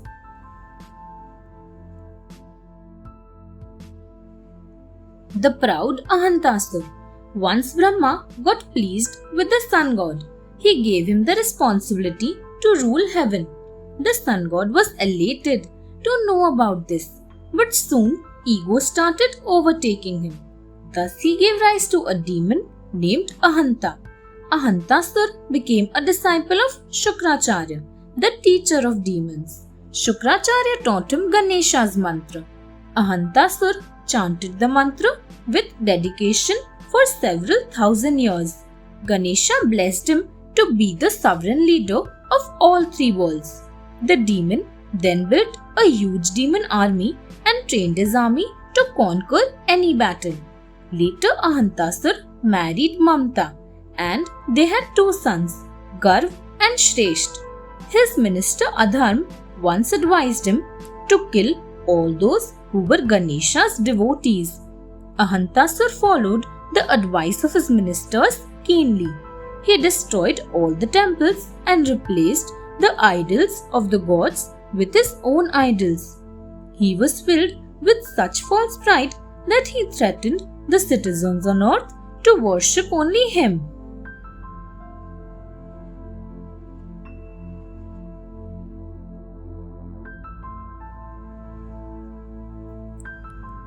Dhumravan defeats Ahantasur.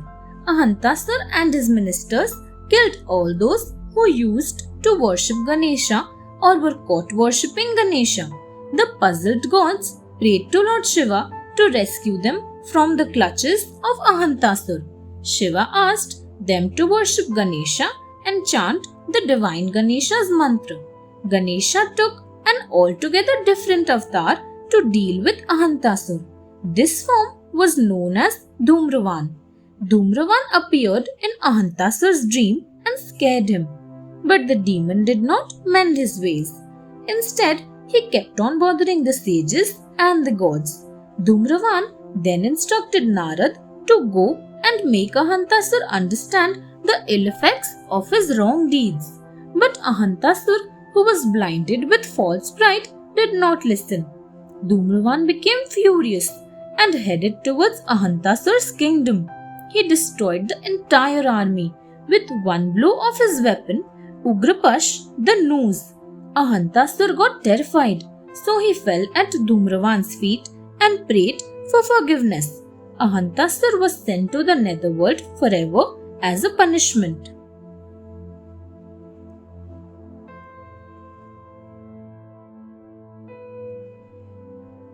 Mamasur and Ganesha. Once Parvati had a quarrel with Shiva. She went to stay with her female companions.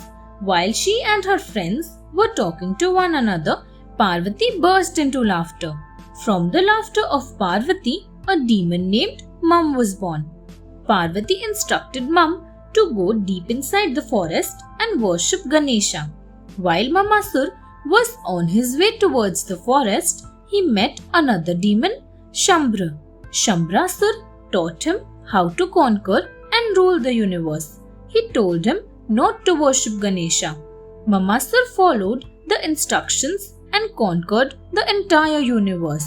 He established a kingdom named Nirmamapuri. The world was under the terror of this mighty demon. Vishnu, along with the other gods, met Ganesha and asked for help. Ganesha assumed the form of Vighnaraj and fought against the demon. While fighting, Vighnaraj threw his fragrant lotus into the battlefield. The fragrance nauseated the demon and his army. When Mamasur regained consciousness, he begged Vighnaraj to forgive him.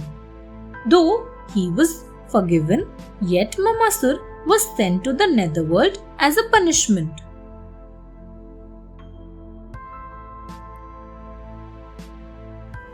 King Chakrapani.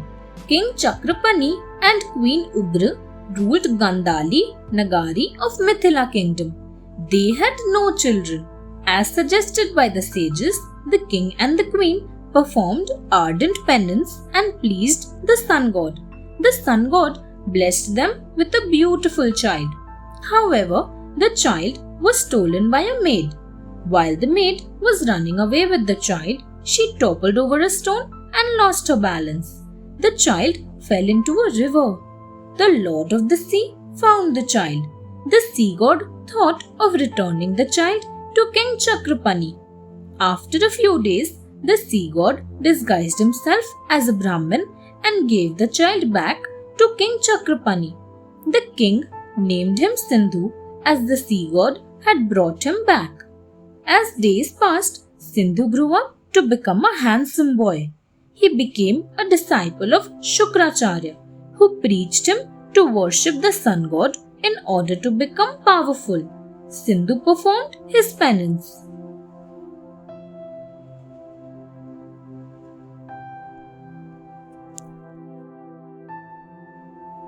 Sindhu becomes power hungry. The sun god, pleased with Sindhu's penance, asked him to speak his wish.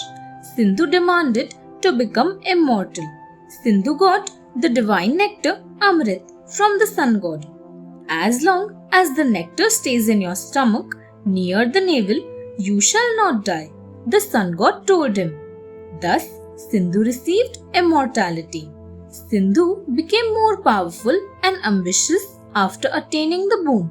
He soon took over the entire kingdom from his father. As the new king, Sindhu became more hungry for power. He wanted to rule over the entire universe. He started defeating several gods, including Indra and Vishnu. Sindhu held captive all the gods at Gandhali Nagari. Finally, he attacked Mount Kailash in order to defeat Shiva. Sindhu's father tried to dissuade his son, but Sindhu could not be stopped. He imprisoned his father as well. Ganesha as Mayureshwar. The gods captured by Sindhu started praying to Lord Ganesha. They performed a yagna to please Ganesha. The fumes of this yagna produced a peacock with Omkar Ganesha. Ganesha was immensely pleased. I will be reborn as Parvati's son and destroy Sindhu. I will be called Vinayak Mayureshwar, Gajanan and Dhumraketu based on different yugas. Ganesha promised the gods. The gods were relieved and waited patiently. Meanwhile, Shiva and Parvati shifted from Mount Kailash to Meru Parvat. Parvati wanted to have a son, so she started a 12-year stringent worship of Lord Ganesha. Ganesha came in Parvati's dream and assured her that he would be reborn as her son on Bhadrapad Shuddha Chaturthi. As prophesied, Ganesha was reborn as Parvati's son.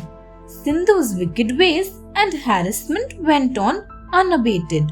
Shiva and Parvati could not bear it any longer and decided to move away from Meru Parvat along with their son Ganesha. However, a demon called Kamla blocked their path. Ganesha defeated Kamlasur in no time.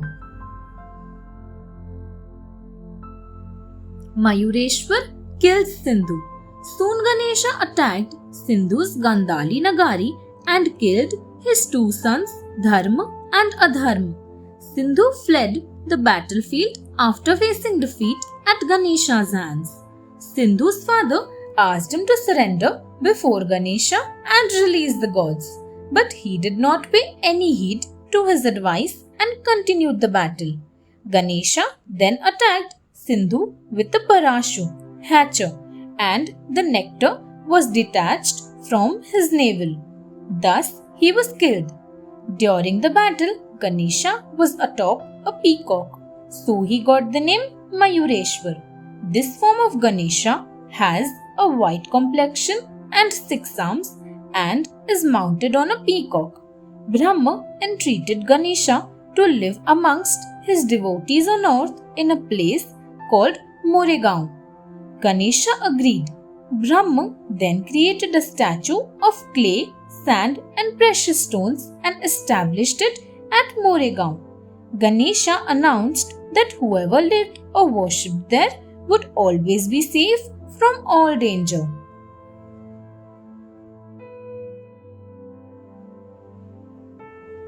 Angarak and Ganesha.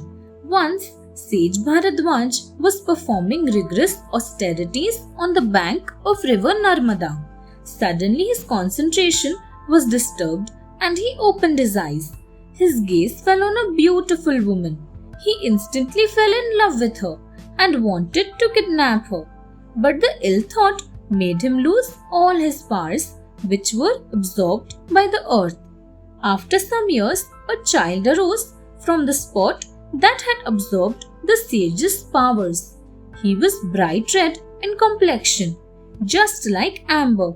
He was named Angarak, like an amber. When he grew up, he asked Mother Earth who his father was. Mother Earth told him that Sage Bharadwaj was his father. Angarak later went in search of his father and found him. Sage Bharadwaj recognized him with the help of his divine powers.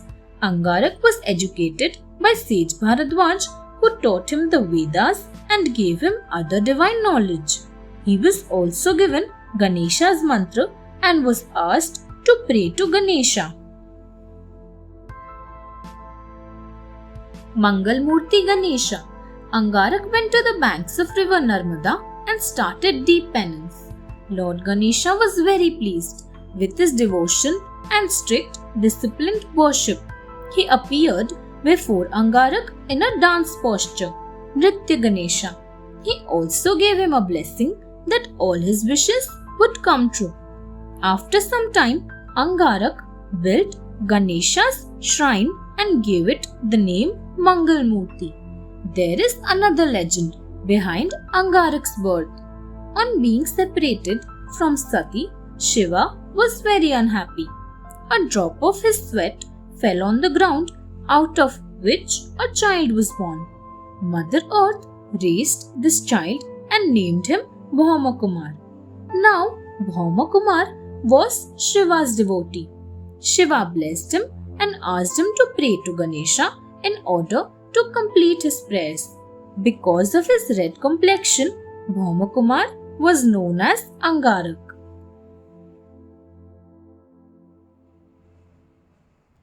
Girijatmaj Ganesha. Once Parvati wanted to know the reason of the sheer grace on Shiva's face whenever he was in meditation.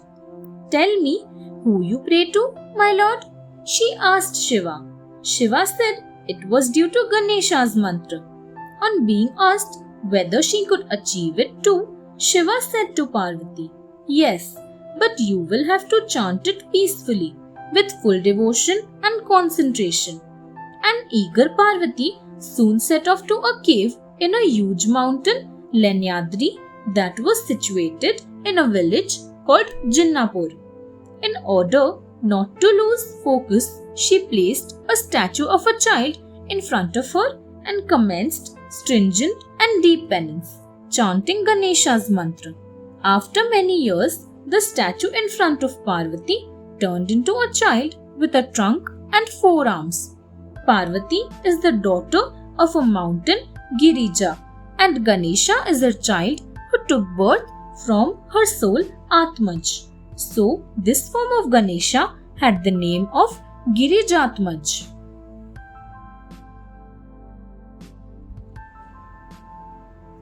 Lakshvinayak. Tarkasur, armed with Brahma's boons, was tormenting the gods and the sages. The sages were unable to undertake any pious or religious rituals or do meditation. Sage Narad went to Kartikeya, Balskand, and told him of the situation regarding the evil doings of Tarkasur. Kartikeya was mad with fury. He took his parents' blessings and charged into the battlefield to slay Tarkasur. Kartikeya attacked Tarkasur, but he wasn't successful. None of his weapons worked on the demon. He was confused.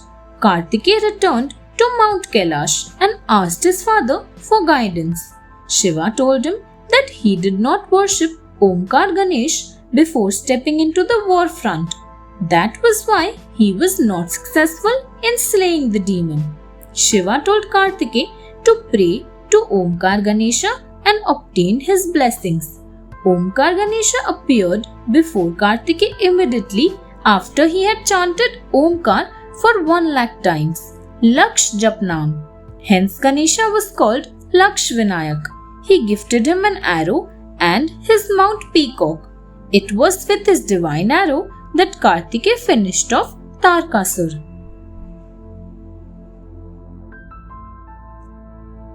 Shami Vignesh. Legend has it that Ganesha took the form of Shami Vignesh when Lord Indra's evil thoughts gave rise to 3 demons named Mahapap, Sankat and Shatru. These demons performed a tremendous penance to please Shiva. They were blessed by Shiva to become victorious rulers. After attaining the power, the demons went berserk and started troubling people. Sage Mughal saw the suffering of the people.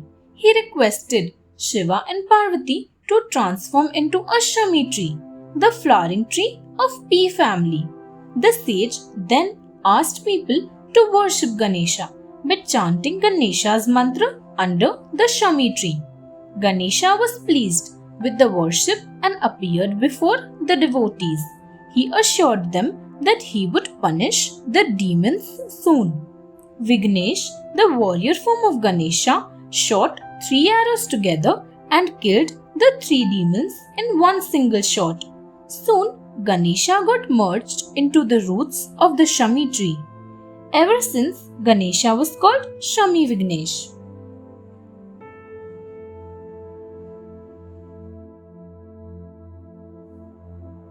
Ganesha in Kashi. Shiva was very fond of Kashi, a place that he used to visit frequently. Kashi was ruled by King Devodas, who was very kind and pious. Once, King Devodas persuaded Brahma to keep all the gods away from Kashi as it was a perfect kingdom with no unhappy citizen. Shiva was very upset to know this. He sent his attendants to find faults in Kashi so that he might ask Brahma to let him go there. But his attendants did not return from Kashi and started residing there due to the serene surroundings of Kashi. Then Shiva sent Ganesha to create disturbance in Kashi. Ganesha disguised himself as an astrologer and entered Kashi. He impressed upon the queen and told her that he wanted to tell about Devodas's future in his presence. Ganesha then told Devodas that Kashi would soon face destruction if he did not let the gods enter Kashi. Devodas realized his mistake and prayed to Shiva to reside in Kashi forever.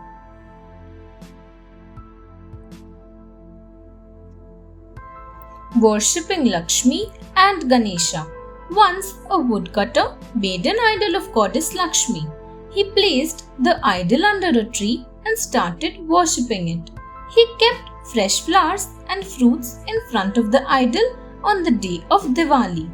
One day, the woodcutter gifted a similar idol to the king. The king was very pleased to see the beautiful idol. He gifted the woodcutter an entire jungle of sandalwood trees. But the woodcutter did not realize the worth of the sandalwood trees and felled all the trees in the forest. When the king learnt about it, he was very furious with the woodcutter. He called the woodcutter and punished him severely. The stupid woodcutter did not realize the real reason of the punishment and complained about it to his wife. His wife told him, "On the day of Diwali, Goddess Lakshmi is never worshipped alone. Instead, she is always worshipped along with Ganesha." The woodcutter realized his mistake and performed penance to please Ganesha. Different names of Ganesha. Ganesha is known by several names in Indian mythology. Some have been described in the above stories.